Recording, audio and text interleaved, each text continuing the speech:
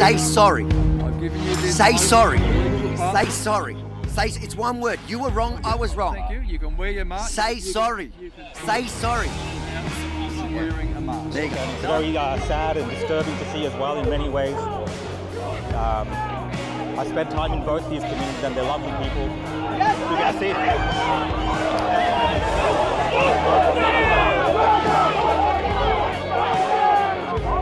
both these sprayers being deployed.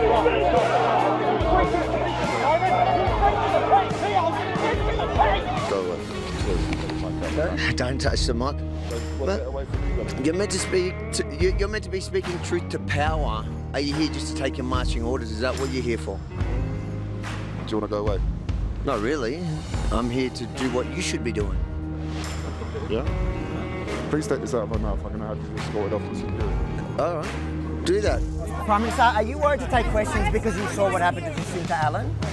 Are you scared of answering the tough questions? Yesterday was the first time you didn't conflate anti-Semitism and Islamophobia. Is that because you recognise that a lot of the hate is from the Muslim community? Who come and approach? Who come and approach? Mate, I'm this gonna is f***ing get you. You're gonna what? I'm gonna f***ing get What are you. you gonna do? Leave. What are you gonna do? Leave. Leave. What are you gonna Leave. do? Hey, don't touch it. You came my way. You f*** off. You What are you understand? gonna do? You came my way. Stay out of the camera. Why What now? What now? Can I show you? You want me to show you? Right, one of the main interests of Harbayt, the Israeli police always make sure that only Muslims go. Jews and Christians are allowed to go through here. They're limited where infidels... No Jews beyond these steps, pretty much. No. The only way Jews are allowed nowadays, it's fairly new. One place. You were arrested once upon a time because the police would say you're upsetting the Muslims and they'd get too angry, then there'd be violence, there'd be war. I don't know, but this guy's going to get punched out. I just got threatened by the head of news and programming of CNBC. Are you serious? That's him there. Why do you think you deserve so much power? Hey, Avi Yemeni, should I be scared now? Don't push me, bro. What? What are you getting violent for, man? I could push just like you can. Look at these thugs. They fund wars around the world and then you question them. They try not only to intimidate you, but physically assault you. And these are the activists that lost control of the situation today. This is Antifa, the socialists, the Marxists. Pro-Palestinian supporters are coming to the Jewish community and instigating what can only be termed as a violent demonstration.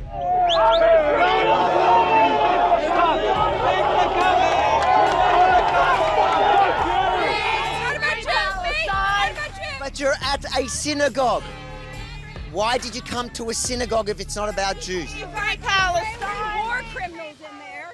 How would you feel if Jews went to a mosque? Shame on you. Shame on you for conflating the two. Why are you talking about anti-Semitism when you're not Jewish? Because I've been impacted by anti-Semitism. Are you a Jew? No, people think I am, and I've been called a fucking Jew and had someone threatened to kick my ass because they thought I was Jewish, so it's impacted me as well. We are not anti-Semitic. Are you listening to yourself? Yes. Jacinta, we understand it's easier to run away, but what would you say to the Jewish community for them to believe that you could keep them safe since you failed them for a year and a half? Look at what are you doing? Why are you blocking my way, mate? Jacinta, why are you running away from the tough question? Why are you running away? Like a coward. No Jew can believe you're going to keep him safe. You came for a photo op. Does it look like how you expected it to look? Is it bigger, smaller? Smaller? Yeah. Man, I don't need that. You're not going to wear it? Nah. Wow. How are you going to do your photo at the wall? You have to wear one at the wall. You have to? Yeah. All right. You're going to look weird. People are going to look at you. We just need to get that photo. All right, let's go pay our respects. Can you tell us why you're still wearing a mask? Is that for COVID or to like protect your identity?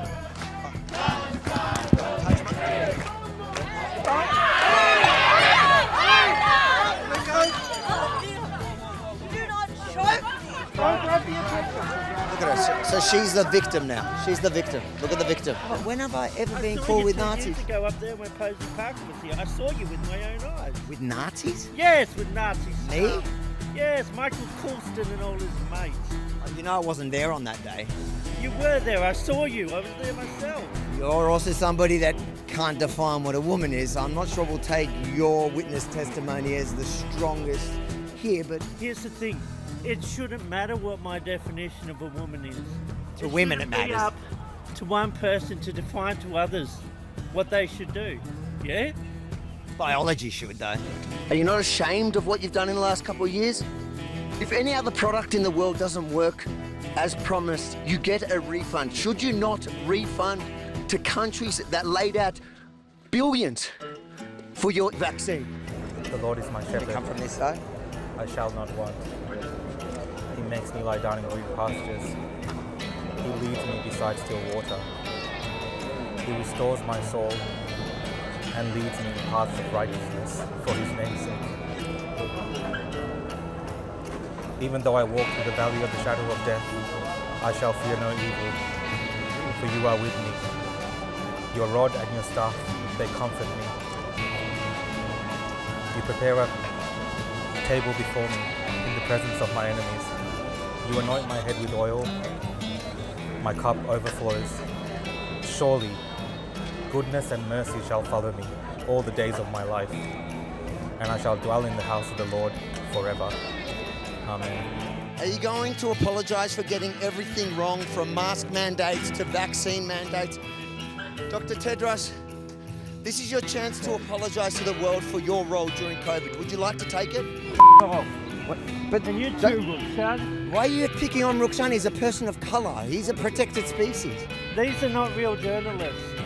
These are cooked podcasters. This is not a real... It's a cooked... Older people like you guys, you can't grasp the idea. Excuse me, I'm quite young.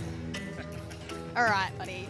I identify as 19. Why is it harmful that people want to, identify as another gender? How does that harm you? How does it harm you that I want to identify as 19? It doesn't harm me. Okay, so then why don't you accept it? I didn't say I didn't accept it. You accept that I'm 19. If you want to say that, it doesn't f***ing matter. It doesn't affect me. Will you take back your statement where you said that I was an old man? What?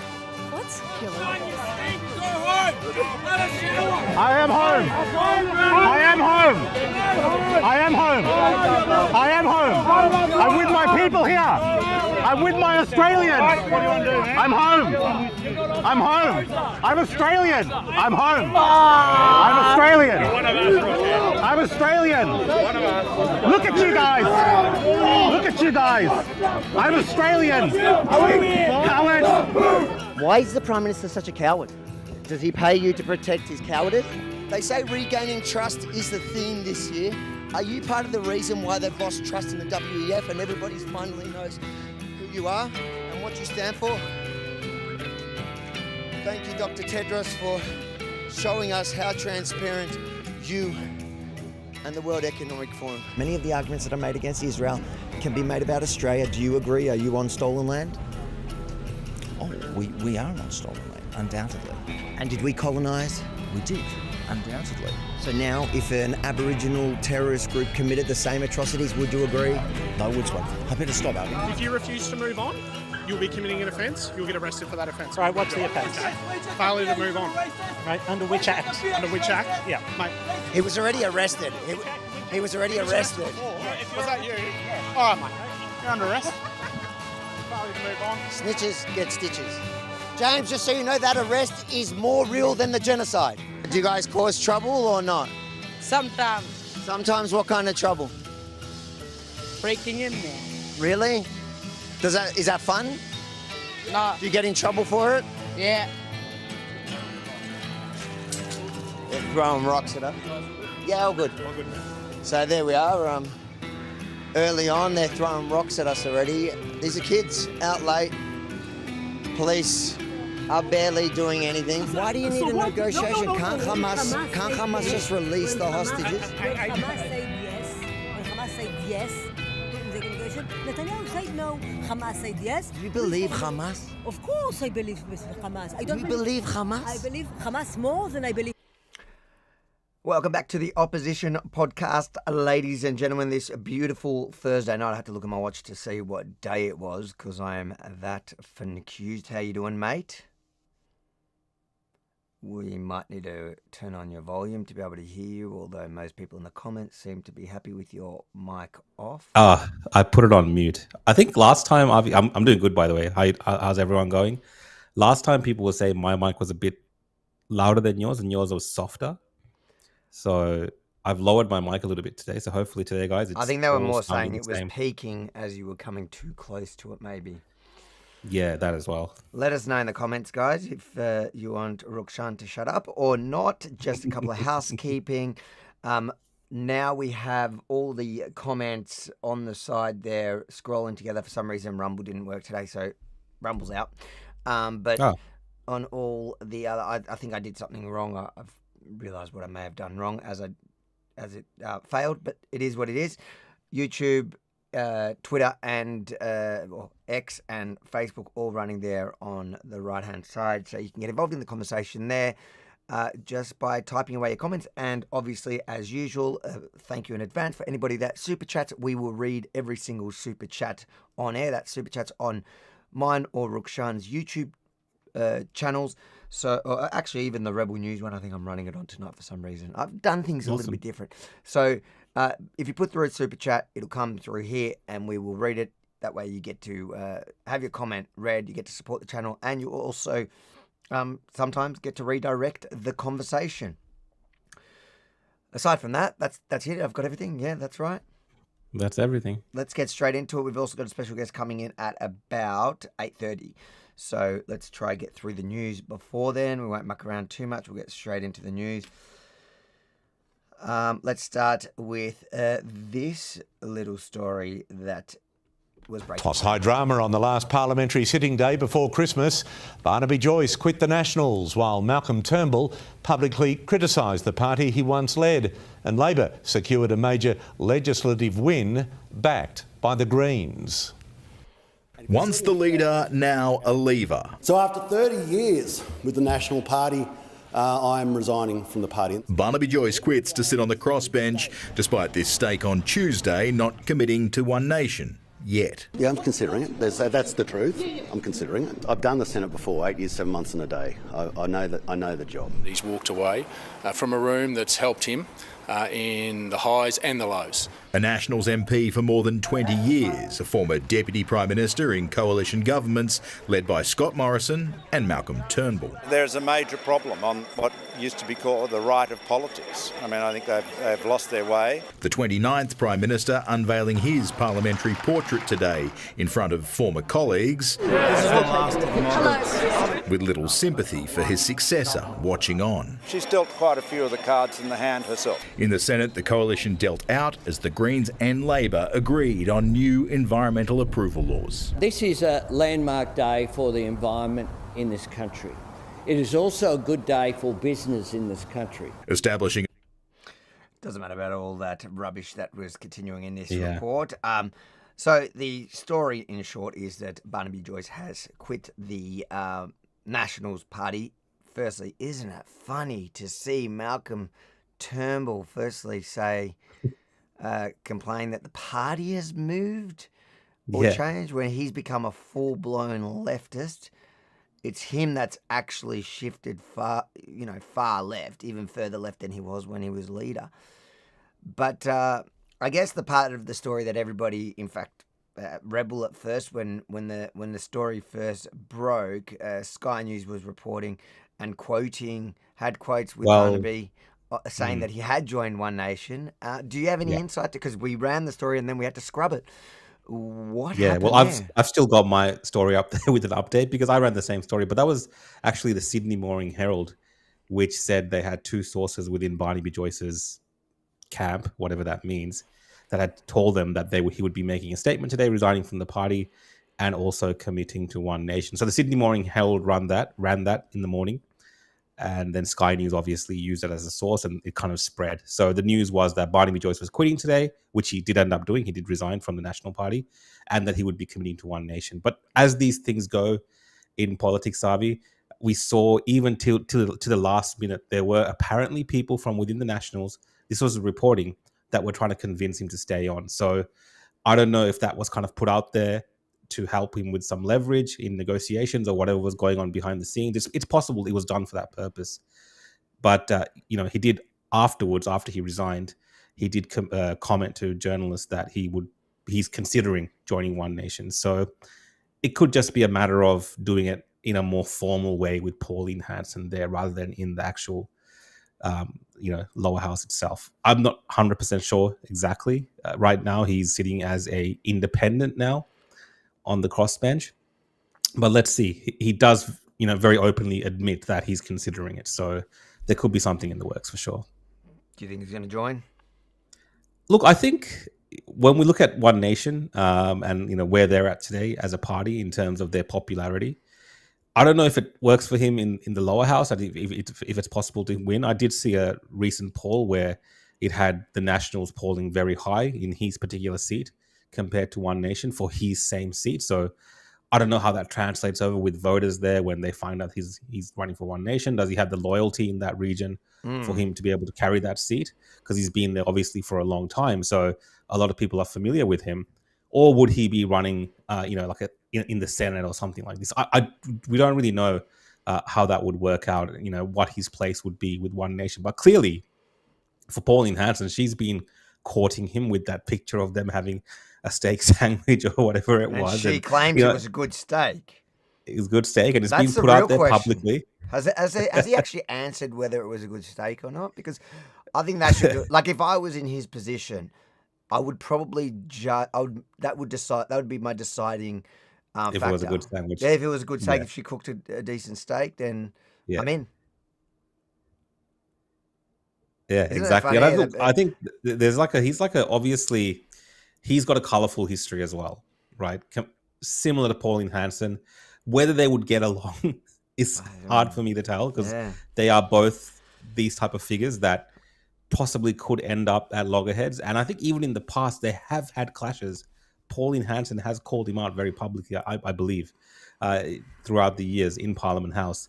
So whether there'd be a fit that works, I don't know. But the way that Australia's kind of moving on some of these issues and the fact that Barnaby Joyce doesn't necessarily feel like he's valued at the Nationals, at least that's what the speech that he gave kind of indicated, that, he's been put in the corner somewhere. He's not really a part of the team. No one's really talked to him. I think he said his leader gave one phone call to him, and that was really it. So he doesn't feel valued there. Would he feel valued at One Nation and, be able to contribute the way he wants to contribute? I don't really know, but obviously the country is moving in a certain direction when it comes to the more, the minor parties like One Nation gaining a bit more traction on particular issues that the Liberal Party and the Nationals don't seem to able to, sell to the public that well.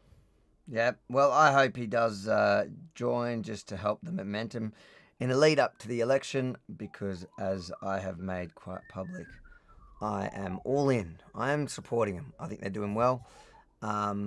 The consistency at the moment is the best seller for me. And either way, it's funny to watch this happen. Look, I mean, it'll be entertaining. Like, can you imagine Barnaby Joyce and Pauline Hanson combo at a press conference? Can you imagine? Daniel thinks that it was intentional trolling, where he was just like feeding sources info just so that they would run a story that he is moving over, and then he'll be like, "No, I'm just gone to the crossbench. I'm deciding." It's possible. Yeah, I mean, he's kind of the guy to do a bit of that trolling. I really think it's just to put it out there. You don't think he got cold feet? Do you think he maybe got cold feet? No, I don't think he got cold feet. I think he just put it out there. Look, I went with it because obviously, Sydney Morning Herald, they had two sources within his camp, and he did actually make that statement at 1:30 p.m. So I didn't necessarily think he'd be saying in the actual chamber that he would be deflecting to One Nation. I thought there'd be like a follow-up press conference or announcement or something like this. But maybe they're saving that for a different time. Or maybe the negotiations aren't fully done. I don't know exactly. Guys, let us know in the comments if you think Barnaby should move over to One Nation, or you prefer One Nation, because maybe a lot of people don't want him on One Nation. I don't even know. Do people want him to join One Nation? Is that something that One Nation supporters? I could see from the last live stream, it seems like a lot of people are voting for One Nation. I couldn't tell if they were new people that it was deciding votes based on the comments, because the majority said they definitely have my vote. People are not very good at listening to Well, my One Nation instructions. just posted again on their social media, and they keep posting these updates now. And they said that their membership has tripled since the May election. So they keep all the time. Their membership keeps growing around Australia, and even with Barnaby Joyce, whether people like it or not, I think a lot of One Nation supporters see it as a validation of their growth and the fact that they do want these nationals and other people in the Liberal Party to perhaps deflect to One Nation, regardless of what they think of them as individual politicians. It just, like you said, adds to that momentum that they're gaining right now. Okay, let's move on to the next story. We'll follow that as it happens. Any updates? But the big story making news today. Well, 2 members of the US National Guard have been critically injured in a shooting near the White House. America's editor John Lyons is at the scene and he joins me now. Hi there, John. Thanks for your time. Can you give us some details that you have around this shooting?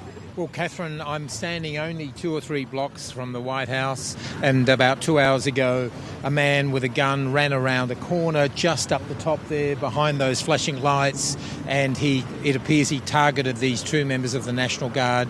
Now, the National Guard in the United States are members of the military, but they are often deployed to natural disasters, to floods and to things like that. However, President Donald Trump has deployed them here to Washington, D.C. He said to make this city safer, and he's often said that it has made the city one of the safest cities in the world. So what's happened tonight has really shocked, I think, the White House, not far away, and the public here in Washington, D.C. to see these 2 National Guard. Now, there was a suggestion from the governor of West Virginia, these 2 had come from West Virginia, that they had died. However, the governor then retracted that a short time later and said that in fact there were conflicting reports about their condition. President Trump said they've been taken to separate hospitals and we don't yet know their condition. The shooter was apprehended, apparently also injured in this incident. So it happened just up there and it's the first major incident of this type since the National Guard have been here. Now, John, I understand authorities have just been speaking just prior to you and me meeting now going to air. We'll bring you some of that now. This is a targeted shooting. One individual who appeared to target these guardsmen, that individual has been taken into custody. We will shortchange the American public with no resources to make sure we find and safeguard our nation's capital right here in Washington, D.C., and bring anyone responsible for this heinous act of violence to justice. So, John, what is the likely response from here? Well, so far, Catherine, the Pete Hegseth, the Secretary of War, as it's now called, the Department of Defence it was previously, has announced that there will be another 500 National Guard coming in here. And this also highlights an ongoing issue in the United States, the number of guns here. There are more guns in the United States than there are people. And so the reality is that even if you're walking around a part of the city like this in the centre of Washington, D.C., 2 blocks from the White House, which you would think would be safe, often you don't know whether the person you're walking by has a hidden gun and whether or not that's legal. So it highlights the constant problem of the United States, the gun culture, which is deeply entrenched in this country. I specifically chose that report because it had been playing on the hour even after, and I made a reel about it, even after it had been confirmed who the shooter actually was, and it turned out to be an Afghan. That was my next thing. But the point is, straight away, ABC went to blaming guns, not the... and they didn't bother to correct it immediately. There was no update on what it was. It turned out to be an Afghan immigrant who was let in to the States under the Biden administration's, botched withdrawal of Afghanistan. And, it clearly looks like, it's being investigated as an Islamic terror attack, but you won't hear that on ABC. They won't mention that.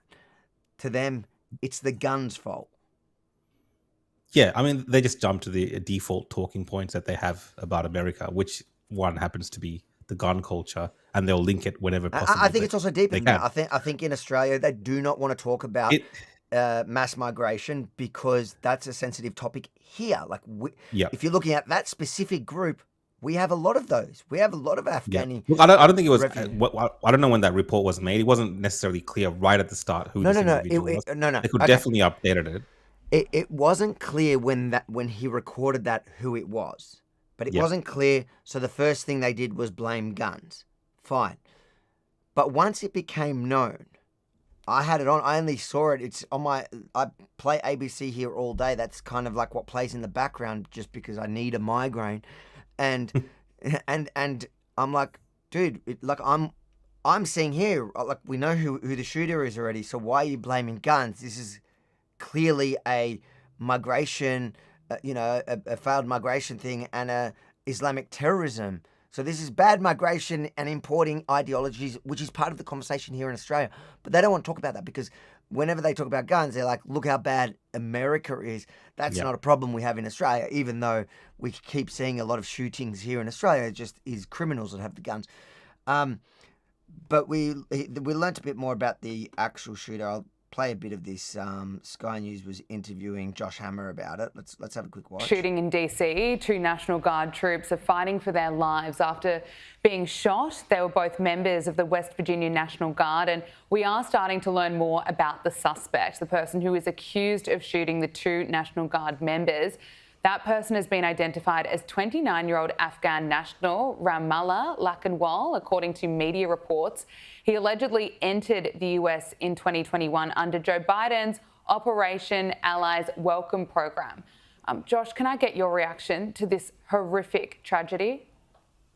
Well, the first thing to note, Gabrielle, is that it is just that. This is a horrific tragedy. It has happened on the eve of what I think most Americans would consider our de facto #1 national holiday. Of course, Independence Day, July 4th, is a major national holiday here where we fly the flag, but Thanksgiving really is the quintessential American holiday. And for this to happen on the eve of Thanksgiving is pretty unconscionable. It is pretty unconscionable on the one hand. On the other hand, this is the sad part, even sadder part, frankly. It is all too eminently predictable.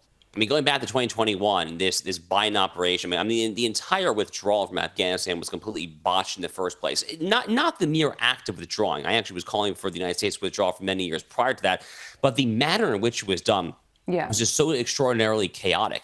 And then to have this program where you bring in, by some estimates, nearly 90,000, between 80 and 90,000 Afghans. Some of them were genuine interpreters who actually helped the United States Armed Forces during the 2 decades in Afghanistan there. But you are playing with fire. And I think this is relevant to Australia as well, because we did exactly the same thing. And, what's that name of that guy that always attacks me at all? The Roman, the one that takes his top off goes to the pro-Israel rallies and takes his top off to try and intimidate, and he tried to intimidate me and Daniel. Remember that time? You know what I'm talking about? I think I vaguely And I kept remember. asking him if he's on the juice, and he doesn't want to admit it. Then I saw TikToks about him where people like... Oh, I know who you're talking about, yeah. Roman, yeah. So like those people came from on those migrations from after the Afghanistan war, and where America really, well, the Biden administration rushed out of there in the most... floppy way, I guess. I don't know what to call it. Like, it was just the worst kind of withdrawal you could think of. It was chaotic. Well, a lot of it was Marines were killed at that. Yeah, 18 on the way out near the airport. A lot of this was predicated on the fact, I mean, the influx of these quote unquote aliens or illegal, in a sense, because they did have a name for their operation. They just said the name before.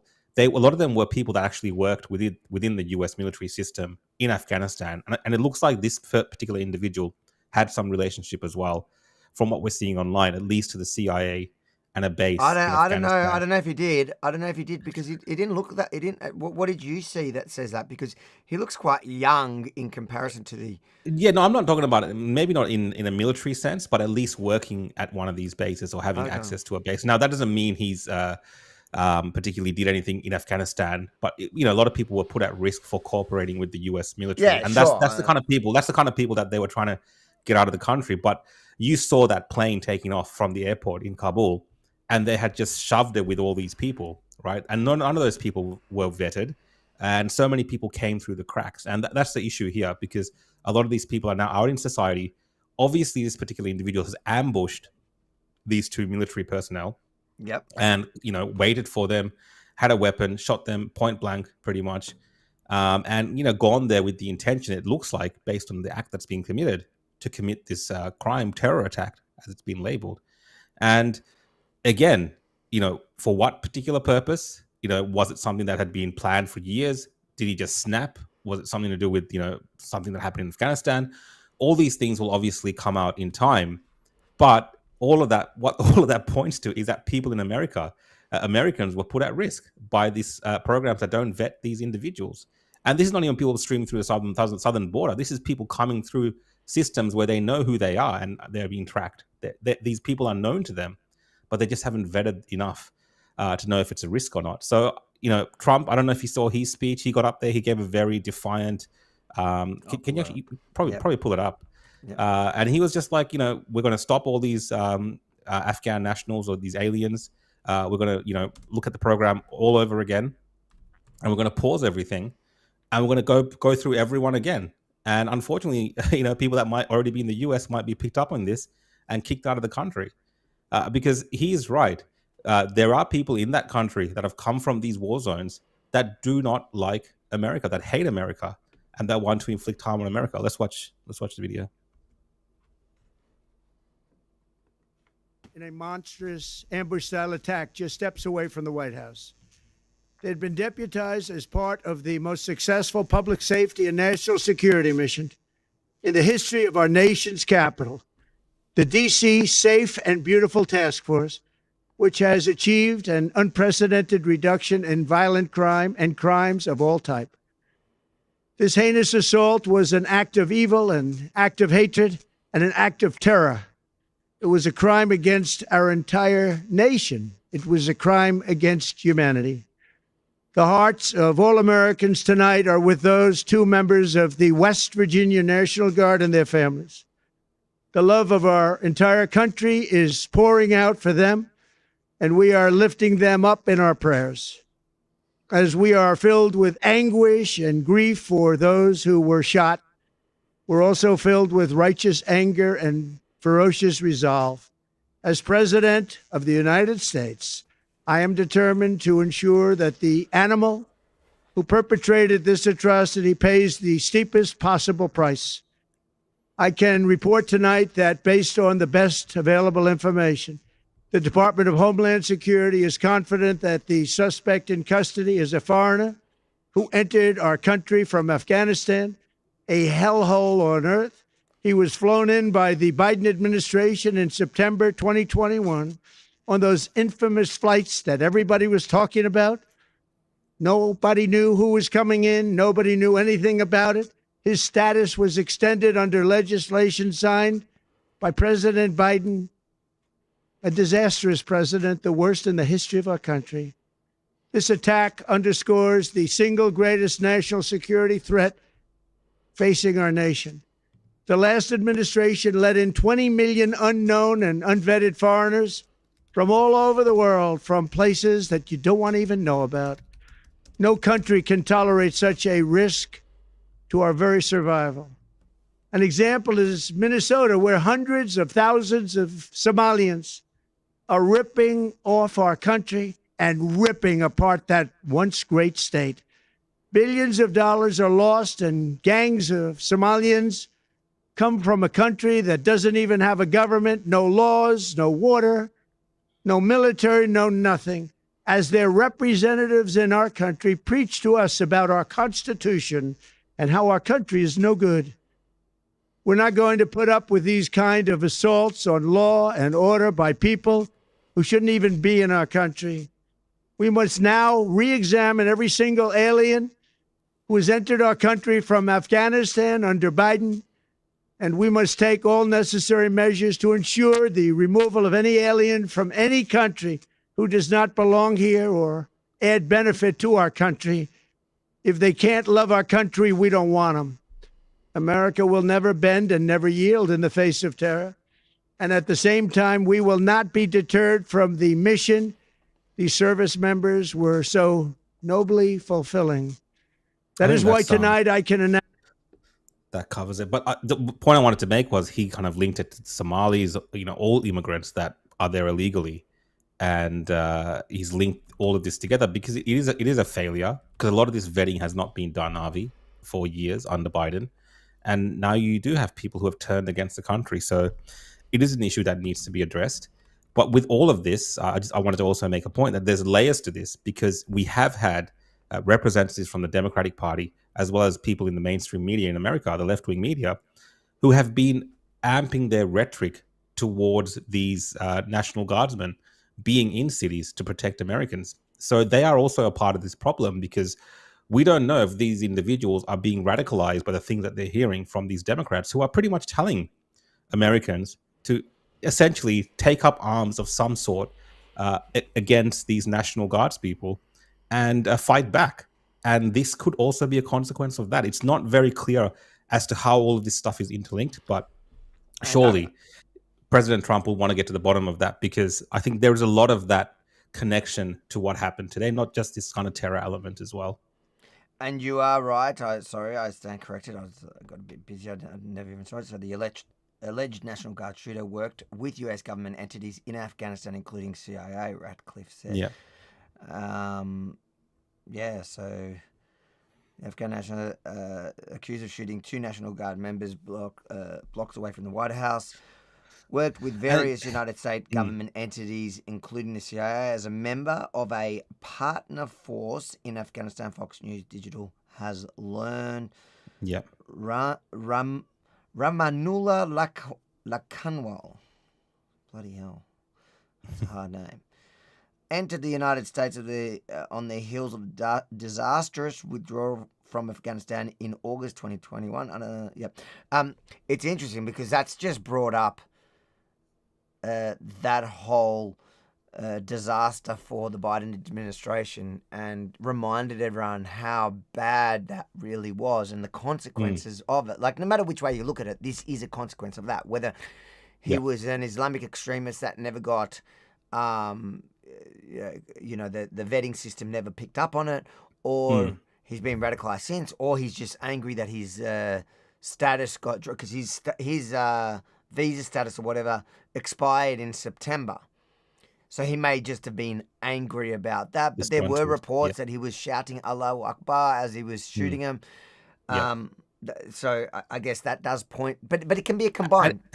Yeah, and it's not out of the ordinary. Like, a lot of the deaths we saw of US personnel in Afghanistan was actually committed by people that they knew and that they were training or working with. There's actually a term for it. I forgot that term. Doesn't come to my mind right now, but this was a lot of the deaths that occurred. So it could be he could be harboring something from that time. That's not very clear to any of us at the moment. The links with the what was it that you had there? The links to the CIA and the withdrawal and all these things are points that Trump himself, Vance, and many other commentators brought up during that exact time period. They warned about this exact same situation. So if you jump on social media now, a lot of the clips that are playing is Trump, Vance, and these other commentators during that time warning about this exact scenario playing out on American soil. And it's happened. And you also have the clips at the same time of the Biden administration saying that, they're doing the vetting, that they're looking into all this, and that, they're taking all the precautions. Well, it turns out they probably didn't do that, at least to stop something like this from taking place. So, there's going to be a lot of eyes on this over the next couple of days, if not months, as it's investigated, because, like we know, there's a lot more of these people in America. And, will this be embolden others to act in this way as well? Is there more people connected to this? They're all questions that people will be asking tonight in the US. And you know what is funny? That as I tend to do these days, as the news was breaking, I was like, okay, how long before... let me read what I wrote. All right. How long before the usual suspects insist that the suspected Islamic terror attack on the U.S. National Guardsman by an illegal Afghan national was actually a Mossad false flag? I'm sure Candace Owens already has. Trust me, bro, tip that it was an Israeli-French op. And I kid you not, like when I was scrolling, that Suleiman, what's his name? Yeah, Soleimani Ahmed. Yeah, is it Suleimani Ahmed? Like a couple of them, that other Christian one. It's like, does anyone else feel like this has the hallmarks of a false flag? It's like, why? Because it's an Islamic terrorist. According to that guy, there historically has never been an Islamic terrorist. They're all just Mossad False flags. ops. Yeah. Yeah. Yeah, I mean, if you believe that, I got to tell you. Yeah. It's so. But yeah. Candace will have a field day now because the key phrase is CIA's in there. So she can make all types of links and connections in her mind and then put it out to the rest of the audience who will eat it up verbatim. You know, I just see it happening. They're so predictable. All of those commentators now are the most predictable people. Like they've got to, you know, Candace, her modus operandi is to wait like 24 hours, kind of let it settle a bit, and then start all the shenanigans.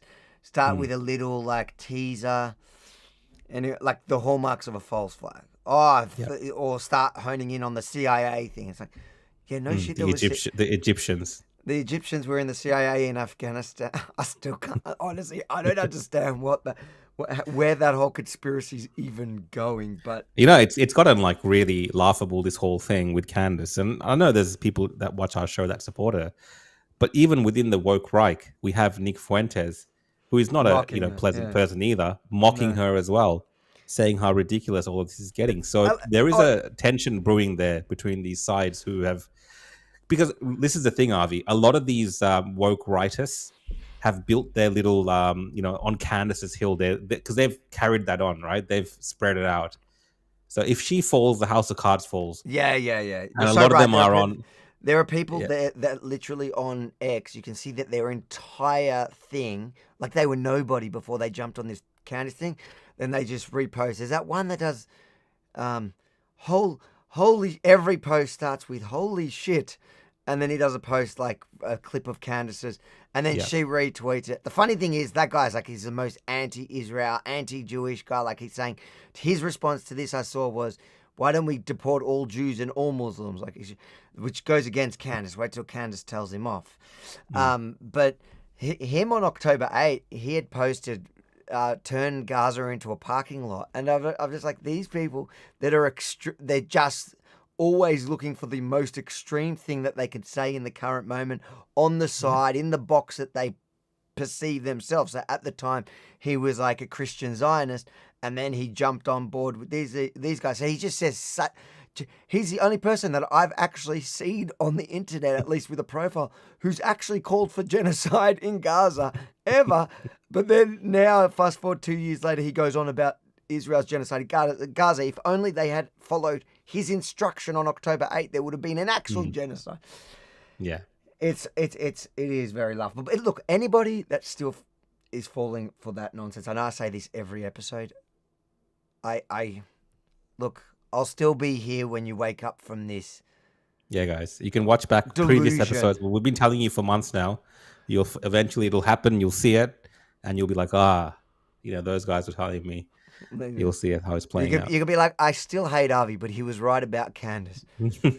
But we'll read some of the super chats. Thanks, guys, for your super chats. We're reading all super chats. Baz the Dark Horse, welcome back to the super chats. It says, I can't wait for Pauline's movie. The trailer is gold.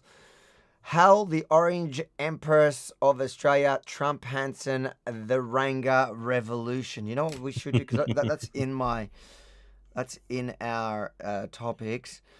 Let's maybe start by actually watching that. Let's play the trailer for everyone. Let's watch the trailer, yeah.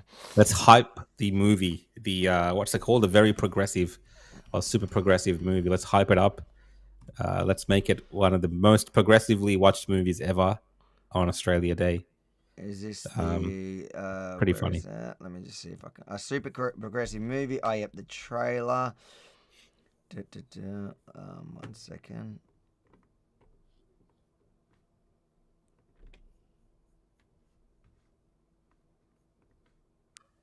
Once upon a time in so-called Australia, a culture war tore the nation apart. Oh shit! Sorry. You've turned the audio. The lefties won. And I should You got the know. audio- I'm the Prime Minister. Elbow. You got the audio filter on, Avi. This is I'm mine, trying to mate. work out. Oh, that's what it is. Good morning, fellow white straight Oh, let's males. start again. I was trying to work out why that was stuffing me up before. With the Trump one, I got it. It's the wrong thing. Once upon a time in so-called Australia, a culture war tore the nation apart. And somehow, and I should know, I'm the Prime Minister. Elbow. This is my land. Good morning, fellow white straight males.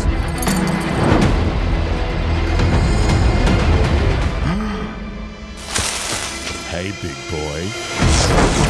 Just as the elders foretold, this is Armageddon. I'm gay and retarded, Your Honour. I'll allow it. That's toxic positivity. I'm sorry. In case you haven't noticed, Pete, I'm black. Daddy, I don't believe him. You have to believe him, honey. He's 1/16th Aboriginal. Wait, what if someone sees us? Let the cookers watch. Wow,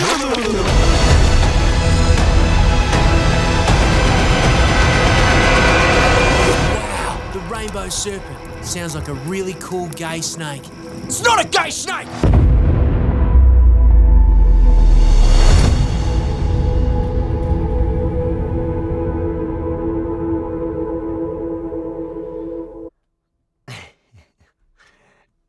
Your mic's off again, mate. I was going to say, I think your filter was still on that video, but it was. We got the idea. It was good. But yeah, don't forget to support it, guys. Superprogressivemovie.com. It's not always that we have, more conservative, right-wing style comedy, cartoons and movies. We don't have much of that content in Australia, and it's a good way to kind of win the what is it? The social cultural capital when it comes to mocking these people. It's a good opportunity to do that by supporting this kind of content for sure. And it's not without its controversy, because this was the story making news on this particular film last night. Let's have a quick watch to this. Now I want to go to what is really a world-exclusive preview of the new Pauline Hanson movie. The announcement of the movie-length version of her Please Explain cartoons, produced by Stepmate Studios in Melbourne and our mate Mark Nicholson, well, that was supposed to happen tonight in the Parliament House Theatre. But late today, it got banned on the grounds that the movie trailer and excerpts might offend people. So, in a world first, here's some of that trailer. Once upon a time I'll be watching. in so-called Australia, a culture war tore... Narnageddon. There's so much more. You're going to love it. When I caught up with Mark Nicholson late today, I noted that he would have known, of course, that the movie would be controversial, but surely he didn't expect it to be banned at Parliament House. Mate, I cannot believe it. I touched down today here in Canberra, in our nation's capital. I've done my hair, I've put good clothes on, and they've sent us away, and I have no idea why. It's a super progressive movie, Chris. What's the problem? I have no idea what they're going on about. It's actually, it really just does anger me. I think they've wanted to cancel this for about a week, and they've just kept sending us emails wanting to look at the content, but not giving us any reason as to why they're doing it. And then ultimately the reason is they're concerned that it may offend a person, like one person. And I think this just speaks to just why the whole arts industry is completely broken. That's the reason why we don't create anything good in this country anymore. This fear of causing offence is just paralysing the arts. Well, it underscores exactly the point you're making in this movie, I suppose. You call it the super progressive movie, but you're actually attacking political correctness with pretty fierce and biting satire all the way through it, right? 100%. And honestly, at its core, the message of this film is actually a really, really good one. And it comes from witnessing what Pauline said in Parliament, but that none of these lefties listen to, which is that we're not saying you can't be a lefty, you can't be progressive, you can't be trans, you can't be Aboriginal. We're just saying don't act like a victim. That's what it is. And it might be a bit of tough love, and sure, a lot of it might be antagonistic, but ultimately, it's a really good story. We've got a really good message. It's a shame that they won't support it here at Australian Parliament House. I think if they actually saw the content, much like the cartoons, the actual core crux of the message is actually a really good one, and I think a lot of people would be better off experiencing it. Well, I can't wait to see the whole thing, especially given they told you I'm happy to play a small role in it, my voice over my character. But I've got to tell you that even the trailer you sent us, which went for about 1:20, we played about 40 seconds of it there at the start of this interview, but we couldn't show all of that on air here because we know it would attract complaints that would go to the broadcasting authorities, and it just ties you up in process to defend your right to broadcast. So, I mean, it is difficult to make politically incorrect jokes these days. Yeah, and that's why we're fully committed to this. We're doing a completely independent run, and today's only sort of firmed that strategy up for us as well. We're going direct to consumer. I've spoken to a few of the big streamers, and there's definitely interest there on the movie, but we just want to get this movie out to people. So we're directly distributing it via the website superprogressivemovie.com. You can pre-order from today, and we've locked in cinemas around the country. We're doing live events so that they can't stop us, and to be honest, I feel the weight of this because it's completely independent. We've got Pauline Hanson and the whole team here supporting us. Nowhere else would you see a movie like this being made. Nowhere else can make this because it's completely hijacked. The whole industry is completely hijacked. So I've got an extraordinary opportunity here. So we're going hard, but I just didn't want to squander that opportunity because you will not see this movie anywhere else. And I think it's important to show. It says so much about free speech. It's the Aussie equivalent to like a South Park movie. And I think all of this anyway, Avi, is good publicity for them. This is exactly the type of publicity that you'd want to have. But it's such a joke. We were talking about it a joke, the other night. The fact that they cancelled their viewing in Parliament because it may offend ridiculous. Someone. Well, like any film that the left does offends plenty of people when they're grooming. They have what's called the story time. The what are they called? The drag queen story time. That you see, there's protest, so it mass offends everyone, and they bring them to Parliament. That offends like half the population at least. Well, Parliament should be the place where you can have controversial, offensive ideas being shown to select group of people. It's a secure venue. You can screen the people that come in there, obviously. And if a group that has a different ideology that is not accepted by the left, that's just how it is. It's the Australian Parliament, and we should be able to screen those type of films in there for an audience because, like you said, they would get an opportunity to do the stuff that they do that no one really likes as well. So it's just unfair. Obviously, it's very blatant. It goes back to the double standard. Double standards. The same thing about it is what it is. Like it is what it is, and like that the creator was saying, that's why this movie exists in the first place, because of this nonsense. This is what it's all about. Well, thank you for the super chat, Baz Dark Horse. You see how you managed to redirect the conversation.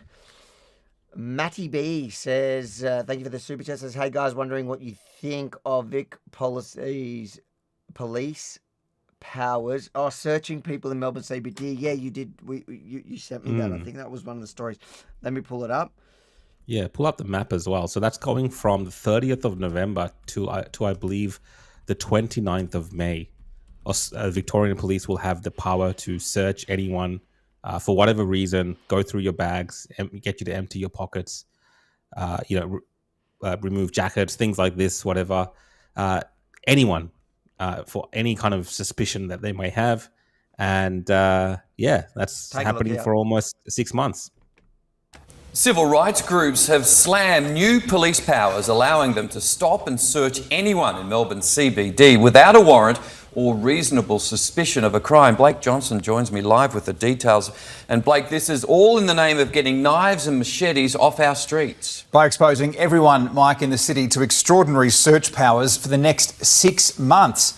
From this Sunday until the end of May, the city and parts of Docklands, South Bank and East Melbourne become a designated area. That's where police can search cars, move people on and complete pat-downs without a warrant. There is no explicit reason given as to why the next 6 months are crucial and why the inner city is being targeted. We've seen these powers handed out before, but usually only targeting a specific event, like planned clashes between protesting groups, and usually confined to a weekend or a few days max. 6 months is a significant step up. The powers are defended by the government. The opposition claims they perhaps don't go far enough. Legal minds are worried about the potential for racial profiling, and they're shocked at what they say is an overreach of power.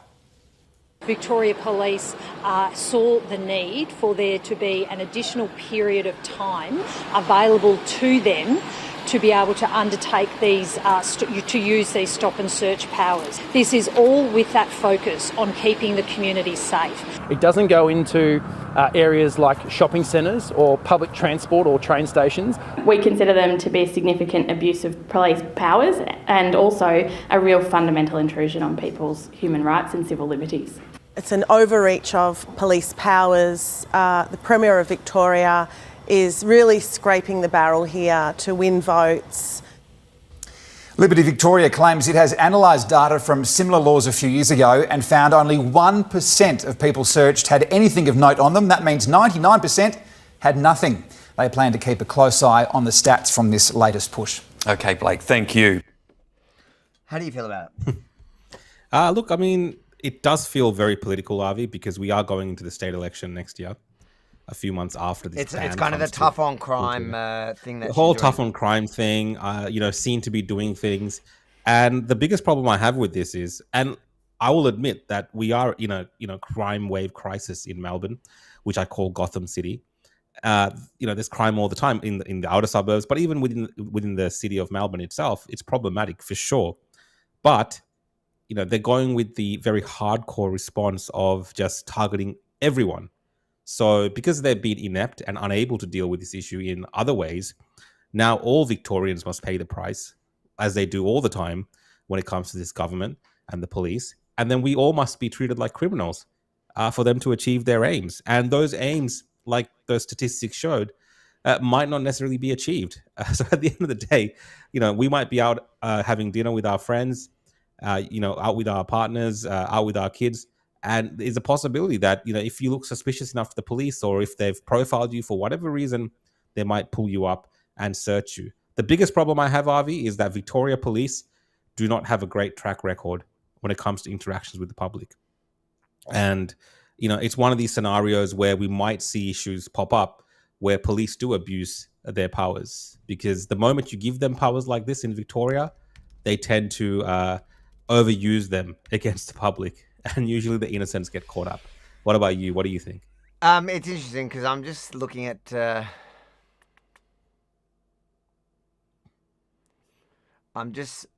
that group, Liberty Victoria, who gave the sound bites there about protecting people's personal rights. Yeah. And I'm just looking at their stances during COVID. They weren't not very strong. They didn't have much to say. A lot of these guys are hypocrites for sure. Oh, this is the biggest lefty organisation, and they're not really about people's personal freedoms.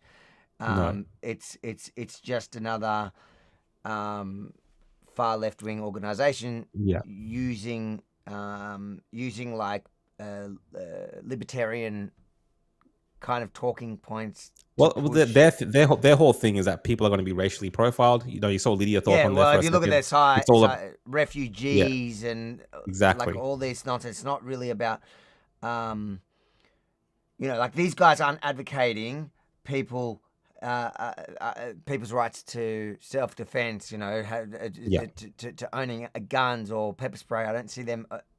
I'm trying to see here. I've never really followed them. Liberty Victoria focuses on its efforts across the main areas: criminal justice, government regulation. So they're really, so they're saying they want bail. They say bail saves lives. That's one of their big ads here. So they're a full leftist organisation dressed up as like a libertarian thing. They get you with Liberty Victoria. They're not at all. Look, I'm conflicted about it. On one hand, I totally get, and the reason why that the government is doing that, which is kind of what Lydia Thorpe is saying, and she's right, is Jacinda's scraping the bottom for some votes because she realises that Victorians are super concerned about public safety. People feel unsafe to go to the city, whether it's the violent protests or just the junkies or the machete immigrant gangs and teenagers or whatever you want to call them. Like, all those things are making people worried to go out everywhere, especially in the city. And so Jacinda Allen really is pushing that, and she successfully knocked out Brad Batten because she's doing that. So Lydia Thorpe is right about it. So having said that, but you know, like I also do know, unfortunately, from personal experience, Victoria Police tend to abuse powers you give them. That's the real problem, I think. That's the real issue. I don't actually have a problem if they racially profile. Look, I think they have to racially profile, because if you see a bunch of African kids hanging around in this particular climate, and you know, they're just hanging around, you know, being shady in a particular area, they're more likely than not, those individuals have been caught on CCTV and all manner of other cameras breaking into people's homes. So, you know, you'd think the police would have to be smart in that sense. Obviously, that they'd never want to say that. You wouldn't want them to be just targeting just people going about their ordinary lives. But I don't know if you saw that. There was a little snippet from Sam Groth from the opposition. And what he was saying is, it doesn't go far enough. We want the police doing this in shopping centres and train stations, not just out in public. You know what? There's a part of me that agrees with that. Well, look, I'll tell you something. Like, everyone goes on about the racial profiling. That's what their whole shtick is. That's what Liberty Victoria's problem is. Oh, they're going to be racially profiled. Yeah. Do you know what? I feel safer when I get double checked at an airport, because I know, like, the likely terrorist, but the likely terrorist is not going to be like some white 30-year-old male or 40-year-old male. It's going to be somebody who comes from, like, my background, Yemen. Somebody who has a bit of Arab, you know, fighting age male from the Middle East. Yeah. So racially profiling, because statistically I fit the profile of someone more realistically going to commit that. Like, what's the point of doing the low risk? You can't just have the police just searching everyone. They have to make some sort of discernment when they look at people and do some type of assessment and in that assessment includes some level of profiling. Yeah. Right. So if someone's acting erratic, obviously erratic behavior, that's an easy sure one. Yeah. But if you got a bunch of kids hanging around, you know, in front of a shop, loitering in that area, and it, you know, looks like that there could be maybe some trouble brewing, go up to them, search them, whatever. I mean, I'm just saying. I'm not saying I agree 100% with what's going on, but I'm saying that is a form of profiling, and that's going to happen. So you can't completely eliminate that, and this kind of left-wing dream of eliminating all this completely is not realistic. It's in this silly scenario. And it's counterproductive. It's at the end of the day, I think what trumps the individual right in that moment is the public's right to feel safe, to be able to use the amenities, the community, to be able to walk on any street. I would prefer to not leave it up to police. Like, I would prefer that we had the right to conceal carry. Like, I would like the right to walk around with a gun, and then I don't have to work. Like, I don't have to, because the police are never going to be there when you actually need them. I would like the right to defend myself, but that's not the reality we have. And the problem is that the only people walking around with weapons at the moment are criminals, and they're walking around with it brazenly, attacking random people. You saw that girl in the city who stabbed. Did you see that video? A few weeks ago, stabbed some random, and then it turns out she had a gun on her the whole time. Did you know that? She had a gun on her? Yeah, so that was reported yesterday, is that she was walking around, she had a gun. She was denied bail. She was denied bail, right? Yes, and what came out of that hearing is she was actually found with a firearm shoved down her pants. Like, oh my God. That's the situation that we have in Melbourne at the moment, and the only people that are unarmed and unable to defend themselves, defenseless, is us, the community. Yeah, for sure. But I do anticipate we might get to see some abuse of power by police as well. I wonder what's that does happen. Limbrick and that saying, because they would be hard up against that, wouldn't they? I haven't heard. Well, I didn't see yesterday anyway around this. Let but me see if Limbrick's typically, they're usually against against expansion of power in that way. And I totally get, like, they're coming at it from the libertarian perspective, and I totally get that as well, especially since living through COVID. But that's okay, because what are they doing? They're also advocating to arm people with at least pepper spray or something. So they're doing both. It's not just like, oh, we can't have any any protections. You could have liberty, you could have freedom, and you can stop police from having expanded powers, but at the same time empower people. So that's kind of the libertarian approach, from what I understand. Oh, here we've got Limbrick's view on it. Let's have a listen. I'm genuinely interested to hear what he has to say about it. I mean, across that broader area of the city on Sunday. David Limbrick joins you, Upper House MP. He represents the Libertarian Party. Good morning, David. Good morning. You're usually keen for some stronger police powers around crime. What do you make of these search powers in the city? Well, we definitely opposed this when they brought it in. I think that what's going to happen here is that the government always use whatever powers they have available to take away people's rights and complete the job that they've got. And when the government brought this in, they said, this is going to be a rare thing, like the idea that they're going to be declaring entire areas for 6 months at a time is going to be really unusual. And of course, it turns out it's not the case at all. They've declared a huge area in the CBD where you can get searched without any reasonable cause. They can give you a pat-down search. They can give you a wand search. They can order you to leave the area for, just because they order you to. And I think that this is a gross invasion of people's rights and privacy. Do you know if there's a distinction between a pat-down and a wand under the legislation? No, they can choose to do either under these designated powers. So, they can also force you to remove face coverings as well if they choose to do so, or without any reasonable suspicion at all, just at random. Why is it a significant intrusion into your rights? The line in the police statement is, if you do not have a weapon, you have nothing to worry about. What do you say to that? Well, the police are meant to have suspicion before they search people. I don't know, what your listeners think, Raf, but the idea of someone, coming up and giving you a pat down, going through your bags and things like that, this is not what should happen in a free society. And, in Australia, we have so many intrusions on our freedom, and we have to guard it as much as we can. And this is just a gross invasion of people's rights. Do you feel safe in the city at night? Not really. I think a lot of people don't feel safe, especially, women walking around the city at night by themselves. This is another concern I've got with this. A lot of women now, and I've spoken to women, they're arming themselves with pepper spray. You can buy it online. It's not legal in Victoria. It's not legal.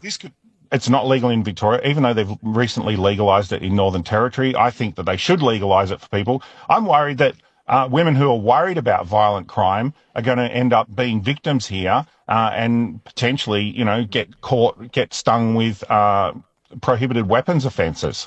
Well, it's illegal. That's a good point. It is illegal, and it shouldn't be. Yeah, but just because it shouldn't be doesn't mean that the police should wave it through, does it? It's illegal. Well, the fact of the matter is that there's a lot of people that feel unsafe, and some people have been, wanting to protect themselves with pepper spray. And there was a recent case where a woman did use it in self-defense successfully to thwart a violent attacker. In Victoria? In Victoria. And the police didn't press charges against her. They said, okay, they let her off in that case. And I'm concerned that there's going to be lots of people inadvertently getting into trouble here. It does make a very good point about that. That's a very good. I didn't even think of that point. There was a couple of parts that are very compelling, and actually, I got to say, after hearing that, I take back my position on it. I actually, the only reason why I was sort of supporting it because I want this tough on crime approach. No, we need something to happen, Avi. Yeah, we need something to happen, but it can't be. It can't be at the expense of our freedom. Well, giving them broad powers that are going to be abused, as in, like, imagine I'm walking in the city. Of course they're going to come and go. They're just going to harass you if they want you to go away from an area where there's a protest. And he's saying also, which I didn't hear in the first report, but I take it Limbrick's right about this, is that part of it is that they can just ask you to move on. Now, on one hand, all right, that's great. You can finally tell these pesky protesters, but I want to see them actually use that against those protesters that have been holding the city hostage for. They never do it. When they come in great numbers, the police always back off and back down. It's only ever used against the minority, the little groups, like that little group of Lions of Zion who go to the city. The police will suddenly use those extraordinary powers to kick them out of the city to allow the mob to have the full city. That's what's going to end up happening. But, that was the only reason why at first when I heard it, I was thinking, all right, I want to stop it. But no, I actually think Limbrick's completely right. We need a tough on crime approach. But he also made the point that I was saying, like, legalize people's right to defend themselves, maybe not with firearms, but at least with pepper spray. And there are going to be a lot of people that get caught up in this, like women who are walking around with pepper spray illegally because it's just a dumb law, or like even like average people that have got a bag of coke in their bag. Like, I don't think it's fair to make people just open their bags and then whatever private thing they have for personal, like, it's just not my business. I don't care that people do that stuff. And so I just think it is a bit of an overreach against. Well, this is how bad the Victorian government is doing. This is how bad Labor has done. That the only solution involves destroying the liberties of innocent Victorians. Like, this is their solution, and it's just a reflection, I think, on them. And again, like, I'm not fully supportive of this for the reasons I outlined, especially around Victoria Police and setting a precedent. Well, they've also proven themselves to abuse powers. That's the problem. Abuse powers. But again, what else? Like, there are people in Victoria that genuinely feel unsafe and want more to be done. So what are the solutions, Avi? That's what I'm thinking in my head. Like, what are the actual solutions? Yes, David Limbrick proposed one. That's probably not going to happen. Search right? Avi's bags for baggies. Yeah, I was thinking of cans of Coke, but now I'm thinking something else. But you're right.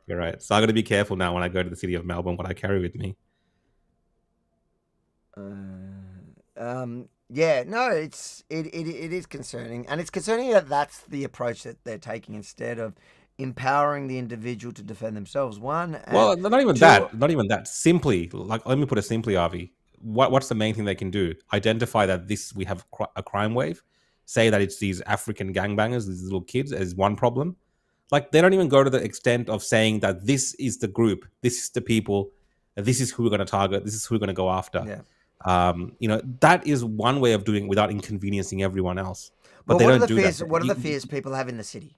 What are the fears? Why are people feeling unsafe to go to the city? It's the protests. It's the protests. It's the kids that are walking around with knives and machetes and that, and they're very distinct, like those groups. So you're right. Like, the answer to that to both of those situations is we're targeting these groups. Yeah, single them out. And the reason we can grab them is because we have a suspicion. So Limbrick makes a good point. Like, that the police have to suspect you of a crime. Well, it's not that hard. Like, you go to the city, spend 5 minutes looking at certain things you can see, and you can have reasonable grounds to suspect a group of teenagers committing offences or those protesters. Sometimes they're doing the crimes in front of police and they're not doing anything. Yeah. And the problem is that the police always tend to take the easy way out. So they abuse the power when they are in power, as in when the mob is not controlling. And it'll only end up, my fear is it'll only end up being used against innocent people for no reason. And rarely, or, what was the example that bloody Liberty Victoria gave? Is 1%. They found 1% of the time last time they implemented something similar. 1% of the time they had something on them. So it means they're not really targeting the people. Not that I trust that Liberty Victoria group much, but whatever. The point is, Victoria Police does have a track record, both in overstepping when they get any sort of emergency powers, and also when they have actual criminals and the type of criminals that we're all worried about and we've been talking about for so long now. So both the youth crime and the protest groups, they do nothing when they're outnumbered. They don't actually implement actual laws. They don't. It's like, forget about like search powers for random people. It's like, what about just implementing actual laws against assault, common assault? And they watched me getting assaulted. Exactly. They literally watched me being assaulted by people, and they didn't do anything.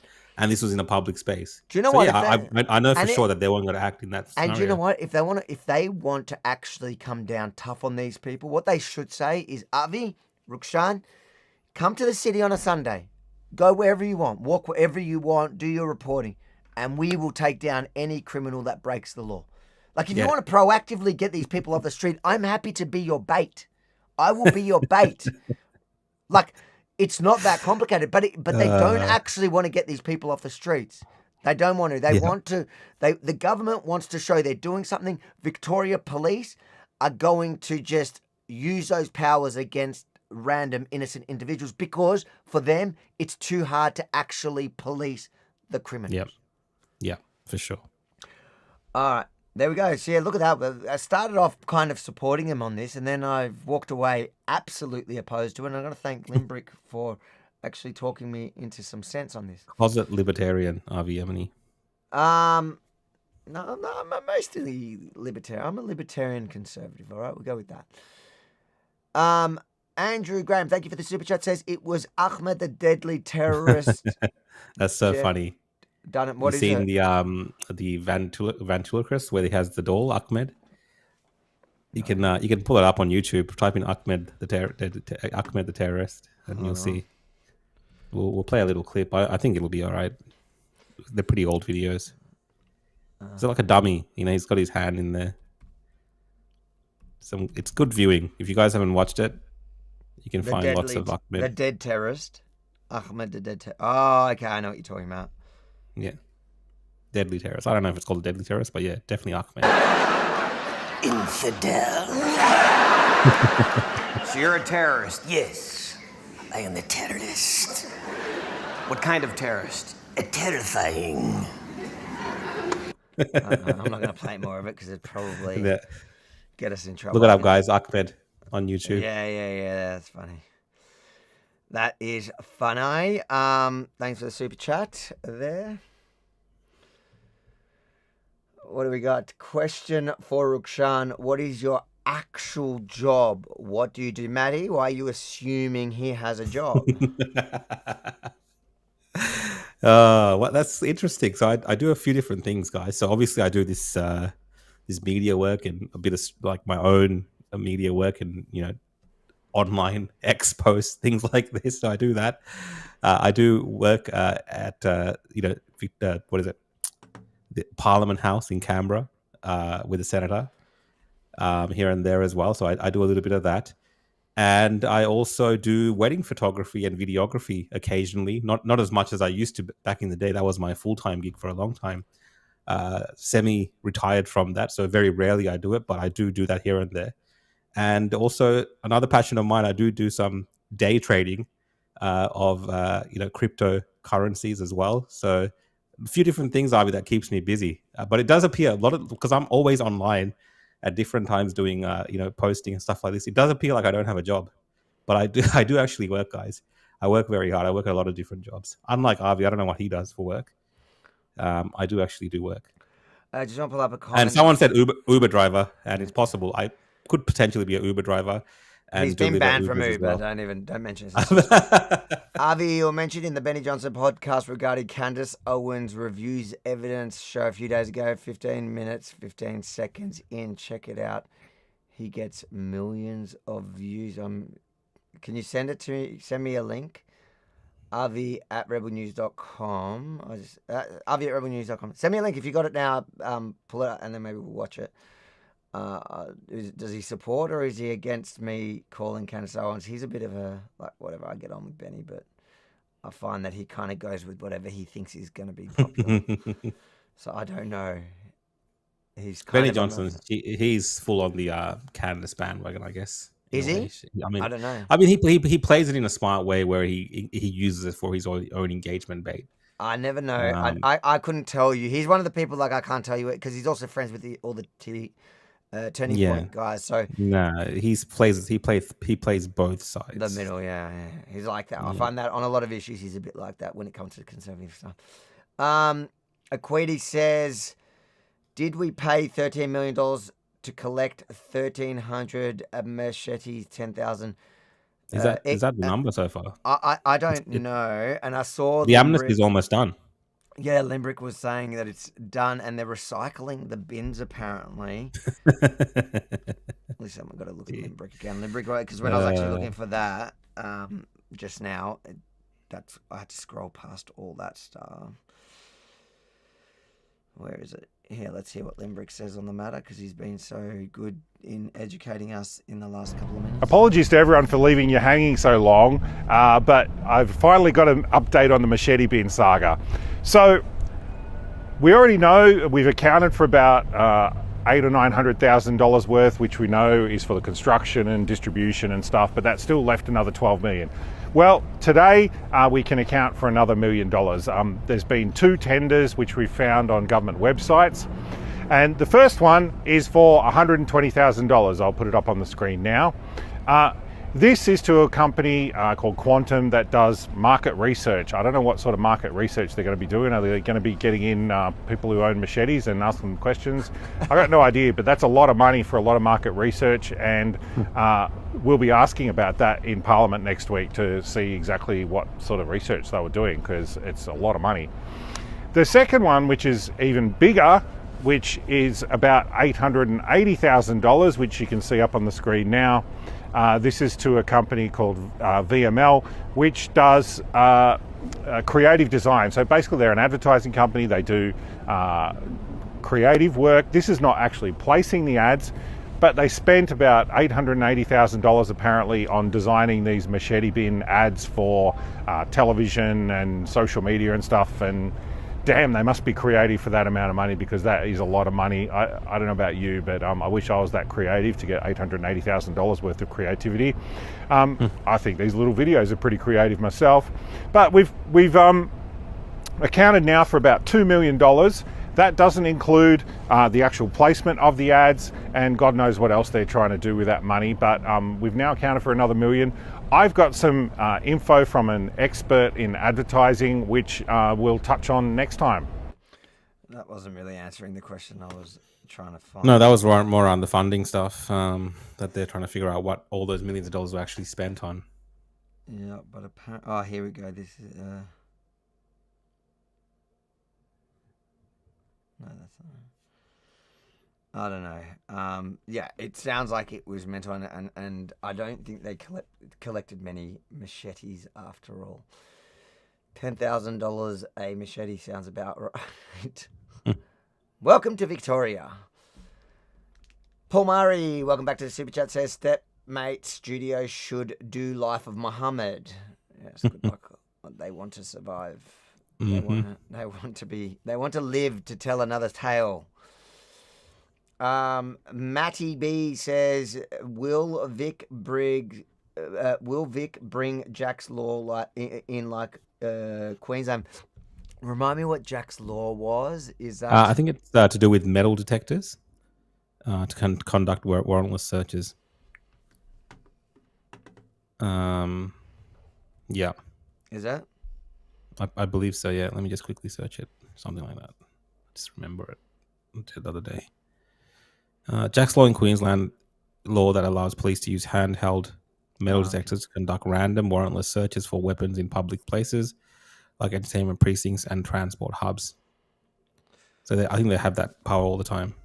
Yeah. Look, and okay, so just stepping back a second, some of the concerns that I have and that Limbrick raised, a metal detector, a wand wouldn't necessarily, I don't think it won't pick up a pepper spray thing. It won't find people's personal use of illegal stuff. It's less of an invasion of privacy.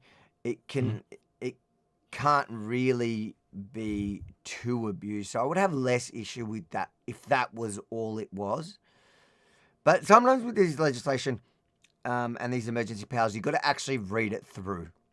Yep. Because it's like COVID. Remember every day they were changing the emergency powers,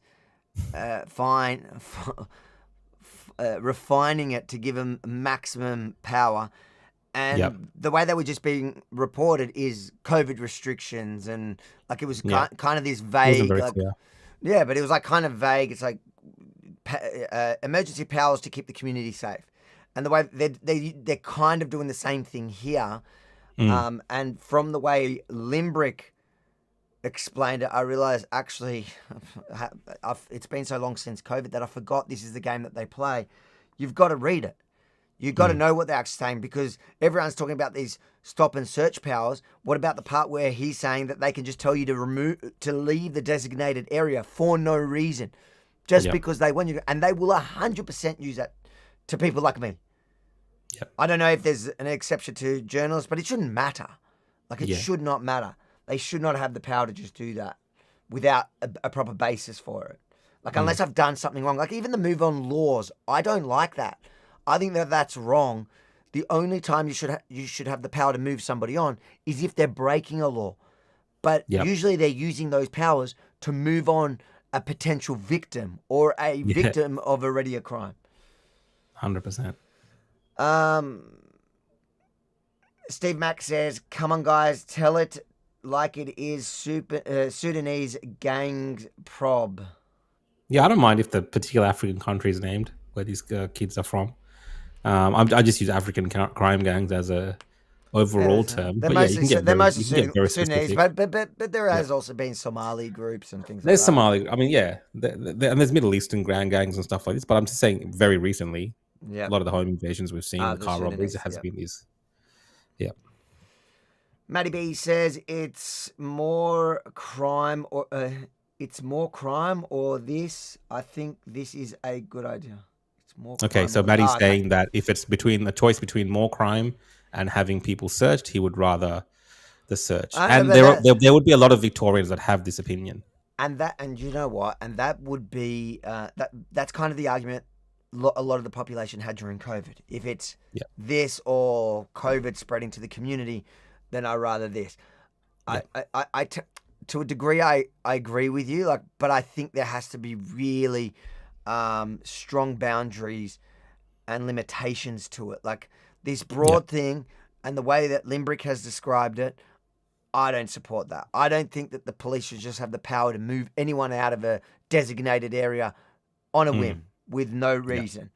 I agree. So that and I think that their search powers should also, it should be restricted to one, like you're looking for weapons in. Or, if you're looking for drugs, then it should be you have like any other regular crime. Like I think just to protect people, the average person from walking around. Like just think about your kids. Like if your kid's walking around with some illegal whatever, and they get caught up in it, and it destroys their life. Like you're 18 or 19-year-old kid, and you end up destroying their life because they're just being teenagers. Yeah. And they weren't actually, like they were technically breaking the law, but they're not. They're just doing what teenagers do at that age, and they're not hurting anyone else. I don't know if I feel comfortable that police can accidentally get scooped into that. Yeah. No, there is a point to what you're saying, for sure. Noah Bennett. Hey, Avi. He's always asking the personal questions, so we've got to watch out. This Noah Bennett.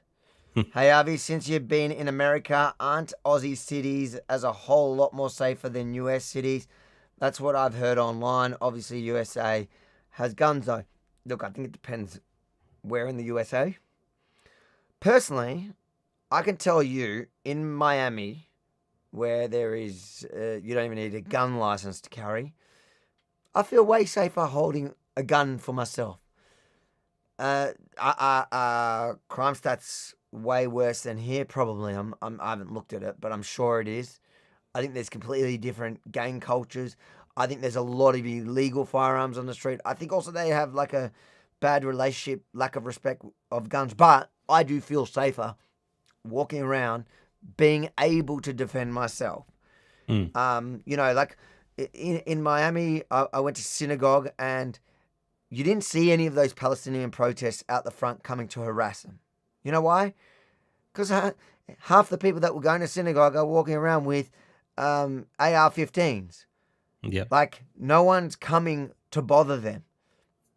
And that's kind of like my libertarian view on it. I think that everyone should have the right to self. I think like my personal opinion is that America and every state kind of changes, but the idea that there is no respect for firearms and there's none of that train on, like, I think there should be a licensing program that shouldn't restrict, like here right now, even if you get a hunting license, LRD, which is part of the police. So this police unit has this extraordinary power in which they can just deem you as a non-fit and proper person and they can just take your guns away. Or if your ex says that you, just makes a claim that you abuse her and she doesn't prove anything or whatever, they take your guns away. And through that whole, like, I think that there should be a sensible approach to sensible gun ownership for self-defense. But, you know, we're not there yet, certainly. So let's do baby steps. Pepper spray. Like, what is the justification to not allow people to defend themselves with pepper spray? I hope that answers your question, Noah, and thank you again for your super chat as usual. The Book of Dark, thank you for another super chat. Welcome back. If only Arnold Schwarzenegger became U.S. president. He can't, ever. You have to be born in the U.S., don't you? I would like to know, but well, we can't do it now, but what crime was like under him when he was the governor of California. You know, if he lived up to his movie historics when he was the governor, that'd be interesting. Probably not. Noah says, why is it always Sudanese groups most of the time? Is it bad parenting or because they come from war-torn countries? Look, you know, I remember growing up and there was the whole Asian gangs. There was, you know, we've gone through different periods where there was like the Middle Eastern gangs were... The Middle Eastern gangs never kind of died out, to be fair. But with every wave of immigration, there tends to be this period in which there is a boost in kind of gang related stuff. Like, do you remember I don't know, when you were a teenager, we were teenagers together.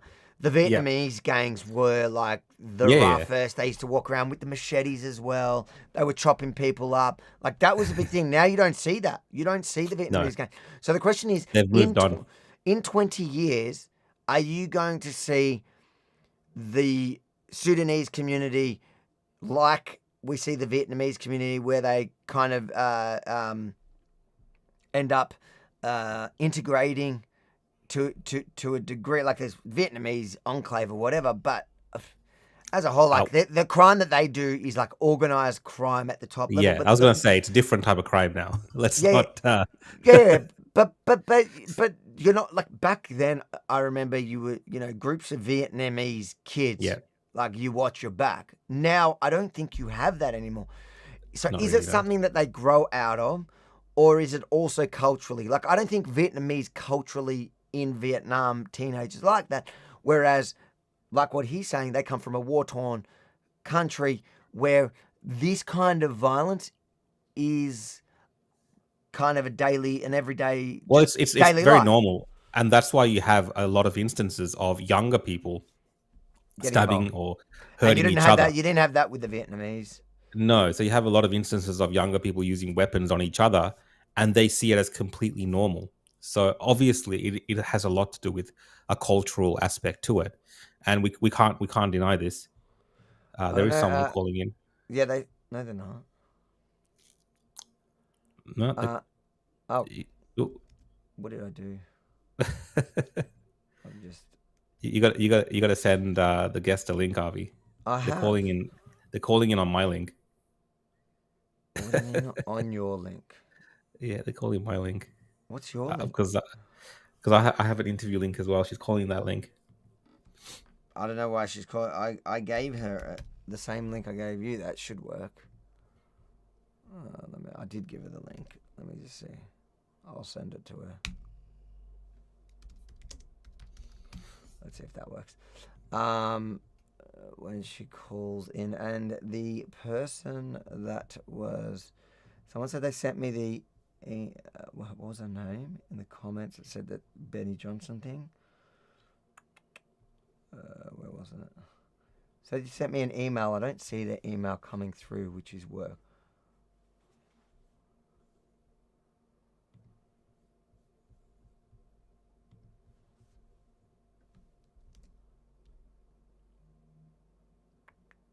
Oh, yeah, here we go. She's here. What have we got? All right, let's welcome our dear friend. Oh, damn. Stay there. I'll zoom you out, Monica. Let's see if I can zoom you out. Don't do that. No, that's no good, is it? Hold on, just stay there. It's okay. Half my face is fine. I do not know what's going. Why is it doing that? That's so funny. Oh. Is it? Oh, is it my fault? No, it's not my fault. Everything's your fault. This time it is not my fault. Hold on. Let's see if I can fix it. All right, guys, let's give Avi some time here while he figures this out. I don't know, mate. Oh, there, just stay in the middle. Oh, that's not the middle for me. I'll just put it further back. I mean, just go. I do have makeup on today, so at least we have that. Okay, there we go. It's kind of weird, but I mean, if you could fix it, it would be better. But we can make it work. Let's see if I can fix that. We can make this work. Monica, you've been on my show previously. How smooth was that? It was perfect. It was perfect. Everything worked. The screen size was correct. No issues. This is what happens when you get someone like Avi doing this kind of stuff. Listen, I am very pro you taking charge of the show again. All right, Monica, welcome I'll to the just show. maneuver. Don't worry. We're not going to make waste of time on it. How are you doing? I'm good. How are you? Very good. All right, we're having you on here today because obviously you've got your protests over the weekend. I'll just put them on the screen there so people can see the difference, the details. Tell us what to expect this weekend. Okay, so if you've been to one of the other rallies in the last 3 months, you can expect the same thing in terms of, walking alongside patriot people, carrying flags. We've got hundreds of free flags to give away as well.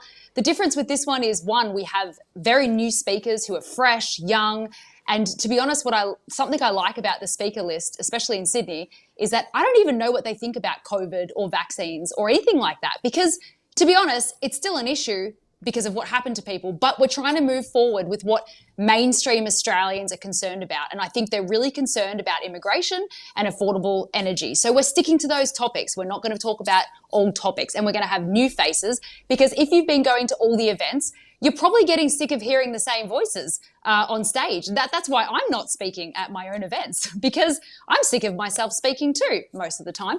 So come and meet new people, new up-and-coming social media influencers and young people from diverse backgrounds, which a lot of people troll online about. And you're going to expect lots of security and strategies to make sure that extremist groups cannot infiltrate from the left or the right. We obviously know what that means from the right. So I believe our movement, Put Australia First, is probably the number one threat to the neo-Nazis at the moment, because we are offering a mainstream alternative to what they are offering. So, yeah, there you go. That's definitely a pitch. Did you have any questions there, Rukshan? No, I've spoken to you about this before, Monica, and a lot of people still, I think, are concerned about, if you could just elaborate again on the fact that there's multiple groups and, these patriotic marches, and, you've already kind of said why your one is different.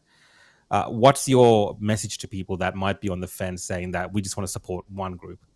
I don't want to go to all these different marches. I just want to stick with this particular group. What's your message to make sure more people turn out and just kind of get on board the train of putting Australia first, regardless of your personal views about, different online battles? Let's put it that way.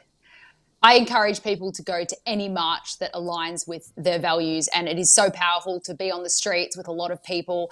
And so I would never discourage people from going to any rallies that are supporting Australia. So there's that. But actually, interestingly, I think 99% of all attendees of any rallies have no idea what the politics are behind it. And to be honest, they don't care. So that's why they go to any rally that they see. And I can respect that as well. So what the main reason why I want people to show up is because I want to show the mainstream media, and I want to show a lot of Australians who are too scared to go to these types of rallies, that there is a safe alternative where you won't be tarred with that terrible brush of being a Nazi and anything like that, because you don't give them the ammunition to do so. And so hopefully next time, a lot more people will come out because they will see how safe and professional our event is. So the reason why it's really important to come to this one is because if it's successful, then this group will continue to do events. We will continue to offer an alternative to the somewhat extremes that are out there at the moment. So if enough people don't turn up, we might not be encouraged to do it again, you know? So my number is, if there's 5,000 people, then I'm going to commit to doing it again. If it's less than that, it's going to be a question. So please come so that we can do this again.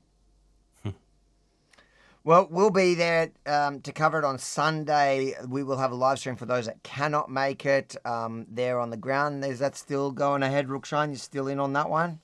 I'm still in on that one for sure. We'll have one of our fancy live streams going on. All right, so for those of you at home or around the country that can't obviously make it, otherwise we look forward to seeing you all there. And guys, please, when you go there, don't hassle Rukshan. He hates talking to people when he's working. You can come and say hi to me, but I'll also be rude because... Are you coming, Monica, to both or just in Sydney?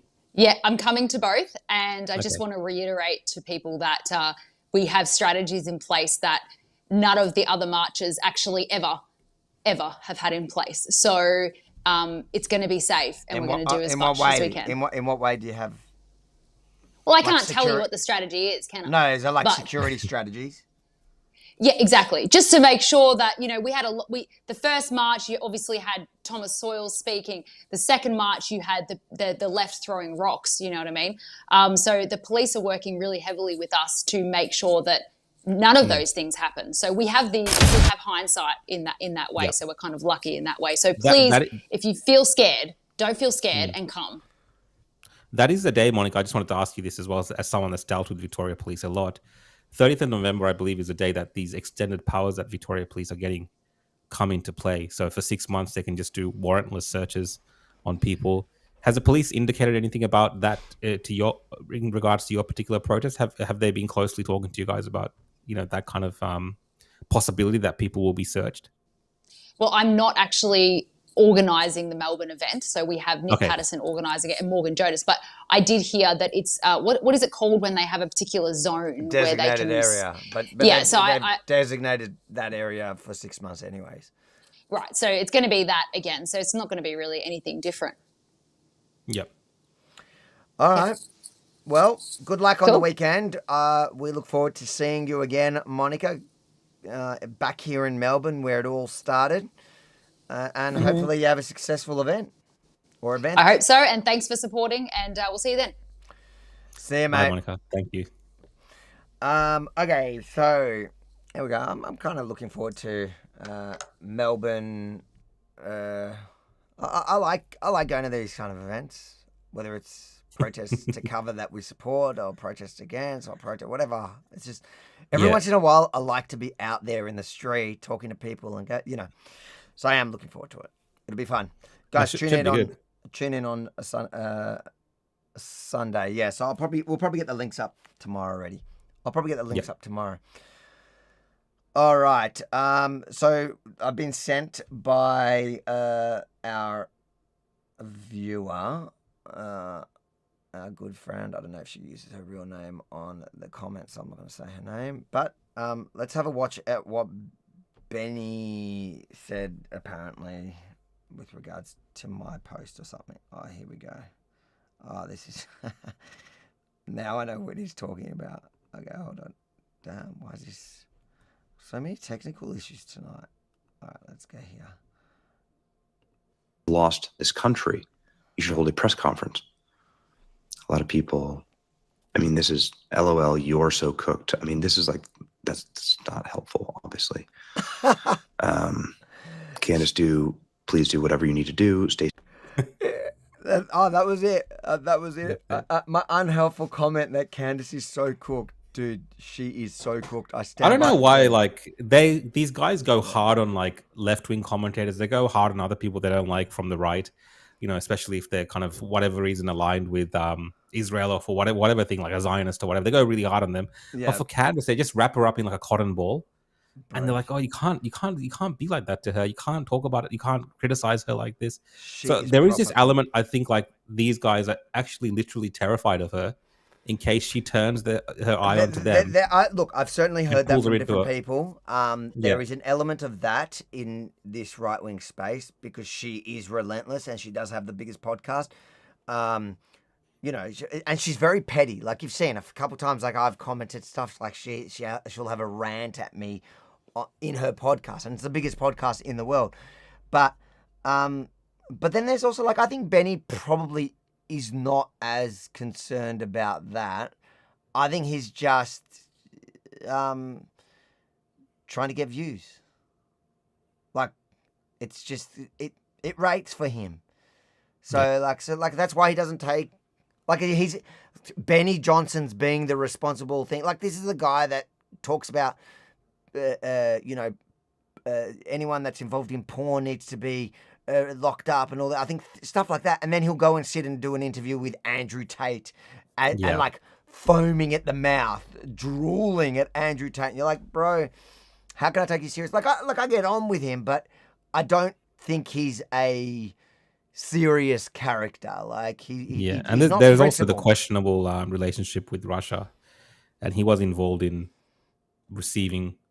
Yeah, I think that hundreds of thousands, if not millions. I think that was less. Like, to me, that bothers me less, just because, look, I like Benny Johnson. I watch his stuff. I watch his, like, he's not one of the bad guys. I just don't think he's super principled. And a lot of these people would just, like, they won't criticize Candace, like you said. They'll go after the left, or they'll go after people that they think it's popular to go after. That's all it is. Like, that's like, it's a safe. They go after safe bets. They go after safe bets, and I just don't like that. Like, I feel like even if what you're saying I don't like, at least be principled about it. Stop taking this position like, oh, it's unhelpful to call out Candace. Like, dude, well, unhelpful. It is what it is. Stand by Candace Owens is cooked, and I will bro. And she calls out everyone. Like, she do they tell her she's unhelpful? No. What? Okay, last story for the night, and this comes off the back. Well, it actually happened before, but off the back of our, like that little reel that I did in the story of ABC once again, straight away jumping to the gun thing, and then once it comes out that the perpetrator is not just a gun, it's an illegal immigrant from Afghanistan who was screaming Allahu Akbar. So it's got an Islamist. Immigrant theory, like, it's got all these other elements to it. They just were forced to pay for their fake news, and somebody was trying to do something about that. But guess what happened? At first, Liberal Senator, former ABC journalist herself, Sarah Henderson, moved a motion last night in the Senate to establish a parliamentary inquiry into her former employer amid concerns of a lack of impartiality and accuracy at the ABC. Unfortunately, that motion was voted down this afternoon. I'm pleased to say, though, Sarah Henderson joins me now. You've been inside the belly of the beast, Sarah. You're a journalist, you're a lawyer, you're now obviously a parliamentarian. Why is this inquiry so important to you? Well, Peter, good evening. And it was very disappointing that the motion to establish an inquiry into the ABC's obligations to be impartial and accurate when disseminating news and information was voted down today.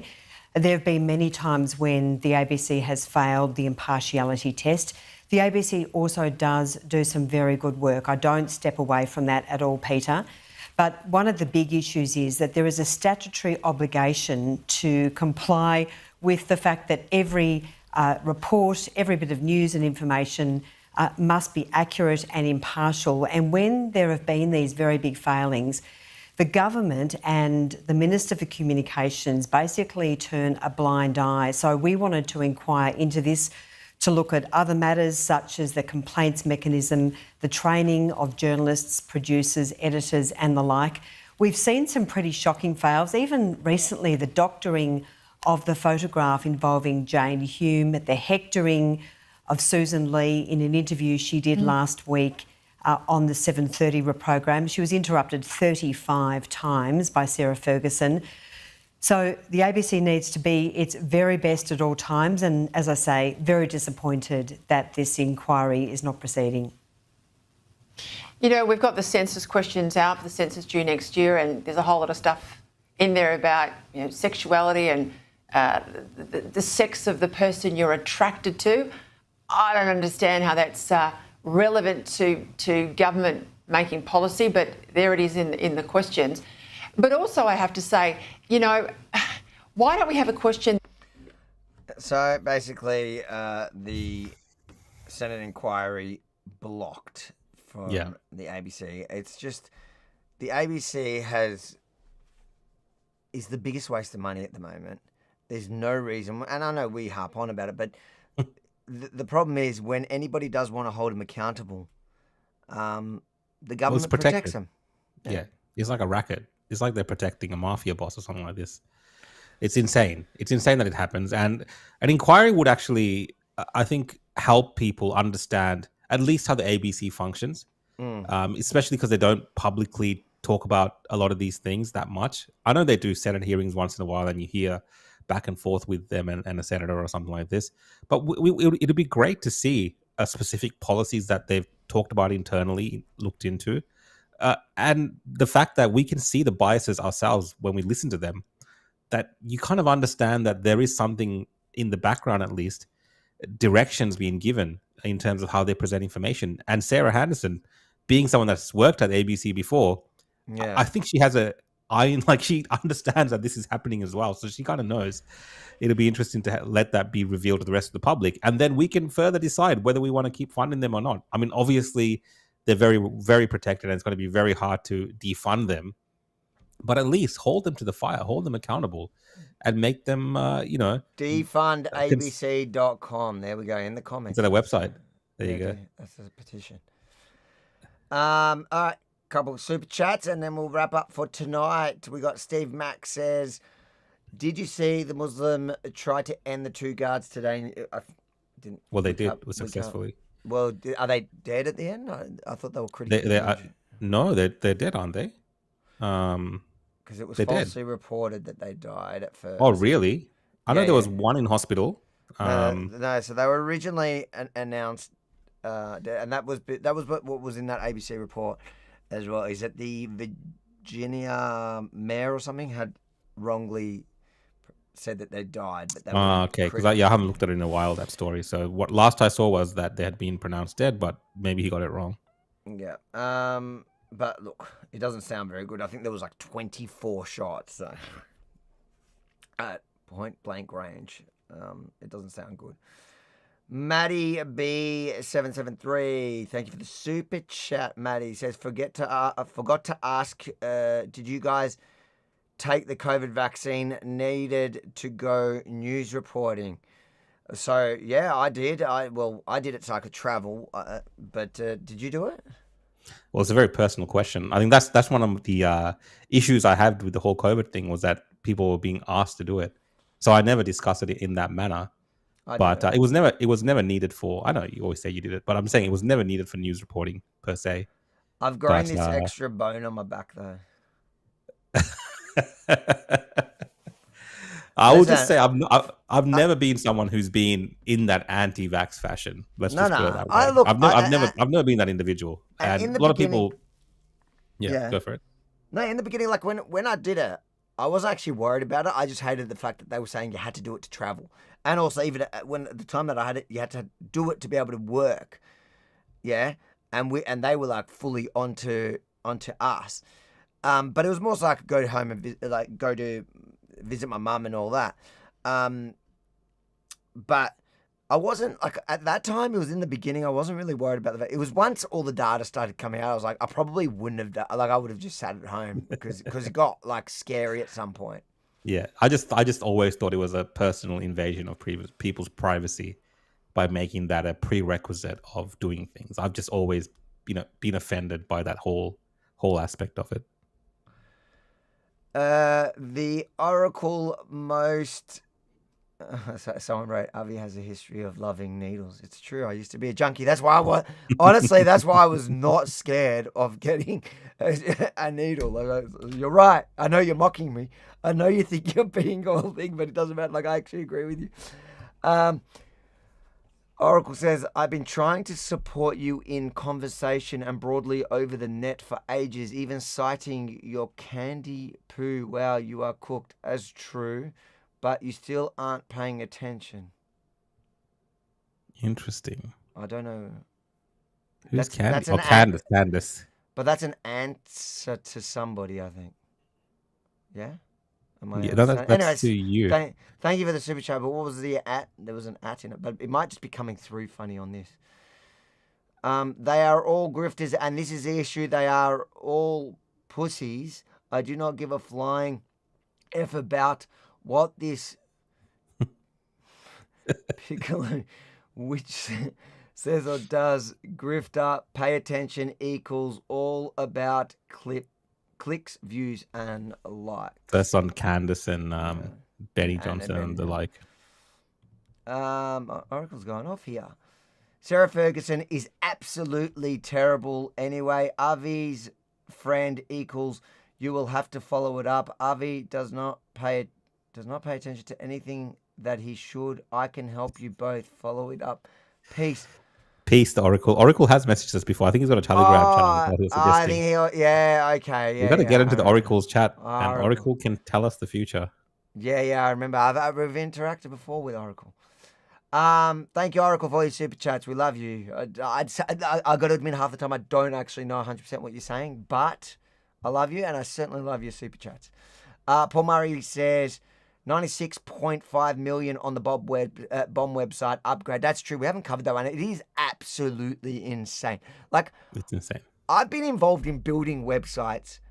You know, since like. Look, I know what you're gonna say. I don't know. Like when did I start? 2008, 2009. Like it's not the same thing.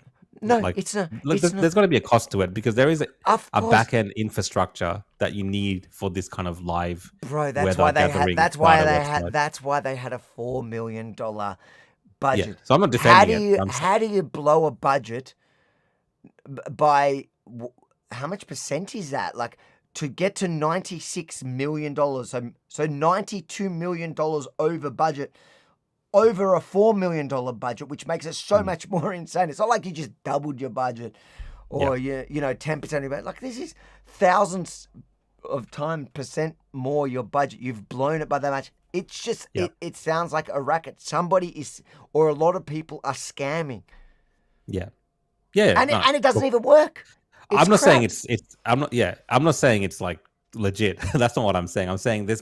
I haven't read the documents to understand exactly what the infrastructure they built around this was and if this is something that's going to serve us into the next 50, 60 years in terms of the way that it's not even serving us now. It's not even able to serve Yeah, me now. well, that's the biggest given up problem. on it.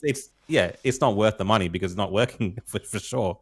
I'm not, again, guys, I'm not defending the bomb. I think it's ridiculous, but we can't compare it, Avi, to your little Yahoo website that you made once. It's not the same thing. I am going to make my own bomb website. Yeah. We'll do therealbombwebsite.com.au. It'll just be my grift. It'll be cheaper than 96 million. Sure. I mean, that's ridiculous. Jesse says, Avi, during COVID, why was Netanyahu so strict on COVID? Since he's part of the right-leaning party, I thought leaders of right-wing parties were more likely to be anti-vaccine, anti-lockdown. It's a good question. And it's funny when people say you can't criticize Israel or the Israeli government will get labeled an anti. Bro, through COVID, I was criticizing Netanyahu himself, often because he was one of the worst. And I've talked about it before. Like my theory with Netanyahu was I think it was more his demographic. Like he was this older, scared of. I think he was genuinely scared of COVID. He was convinced by the science because, like, Israel, like, is a really scientific country that is very involved in, and like, I think he fell for the narrative. But then, what happened was, he secured, a bit like Trump, he secured the original vaccines, like literally from Pfizer. He got a deal for Israel to essentially turn Israel into a live lab, which is like crazy. He turned Israel into a lab using the population and the reporting and all that. Turned out half the stuff that they gave was bullshit anyways. So, mate, I think, to answer your question, I think the first part was self-preservation. He actually believed in it. And then once he'd signed Israel up to it, he basically, I saw the interviews that he'd given way after it. He did it like Trump kind of does now with regards to the vaccines. You know, we got the fastest vaccines, the first, blah, blah, blah. He did it like was owning it as a political win. And that's just like politicizing. There was a bit of a competition at the very start, I remember, between all the countries and which leader could secure stuff for their people. And everyone was kind of trying to, be the guy that saved their people by securing the vaccines. And there was a little bit of showmanship involved as well. So I think some of that played into it. And a lot of them obviously put their names to it very early on, including Donald Trump, with warp speed and things like this. And it's very hard to walk yourself back after you commit to something like that, which is a part of what happened, I believe. Yeah, and look, you can criticize Netanyahu all you want for that. That is legitimate criticism. The Oracle's back saying, that is the point, Avi. I'm trying to connect with you properly because then I'll be able to Explicate all these things. Explicate. Explicate is a word. What does it actually mean? What is it? Can we? It's a word that the Oracle would use. Yeah, but you are too busy with the lefties losing it. Reach out, the Oracle. It's very mysterious. I feel like this is your Mossad handler getting in touch with you. I feel like this is my handler getting upset with me. Baz the Dark Horse says, every philo Josh at Cyclones Oz, it does not cost $96 million. Look, no, it doesn't cost $96 million, no. With all my experience building websites, I will do it for the original budget of $4 million. No problems. Do you know what? They get the weather wrong anyway, so why don't they just have a random radar and weather report for every single day, just lucky dip. Who cares? You're getting it wrong anyways. Make it look like it's active. Look, I mean, the radar is actually really popular. Well, it has been till the new update.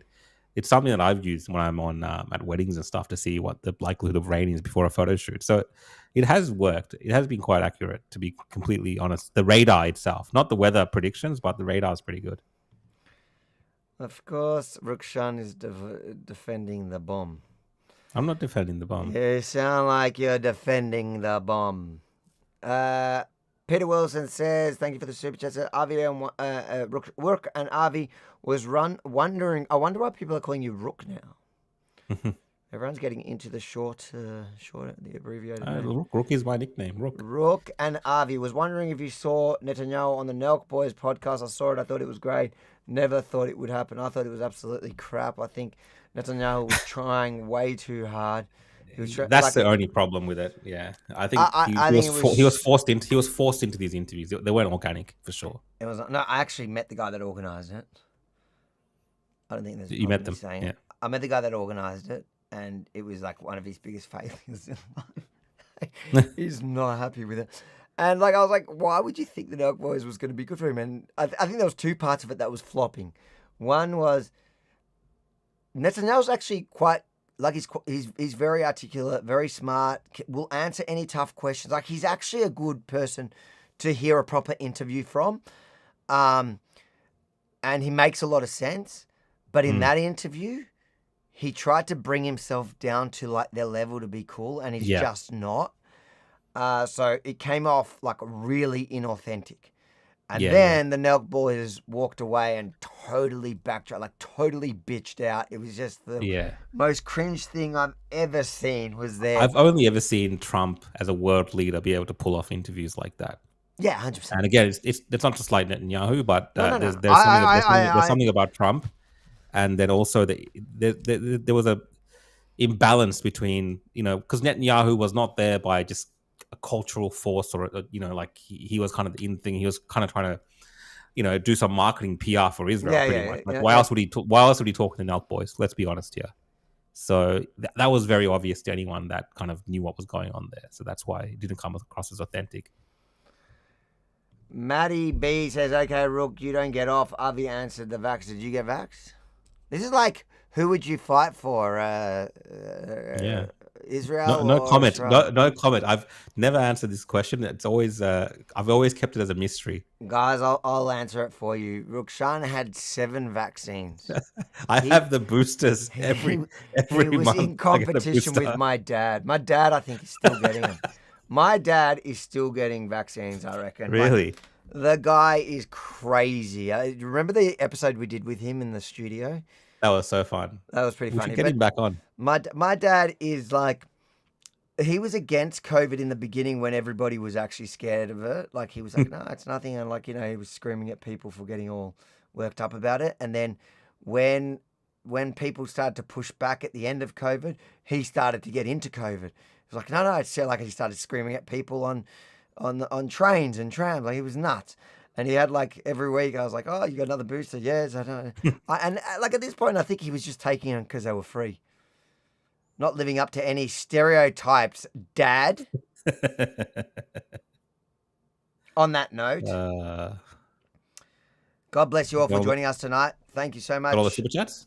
That's all the super chats. So I'm going to call it an end of the night. I like to end at 9 o'clock, and my wife likes when I end at 9 o'clock. So thank you for tuning in. Make sure to smash that like button before you go. Hit the share button, and we will see you again on Tuesday. If not, we will see you on Sunday. Yeah, and make sure to tune in on Sunday. It'll be on all our channels. The live feed of Sunday's protest, where both myself and Rukshan will be mic'd up.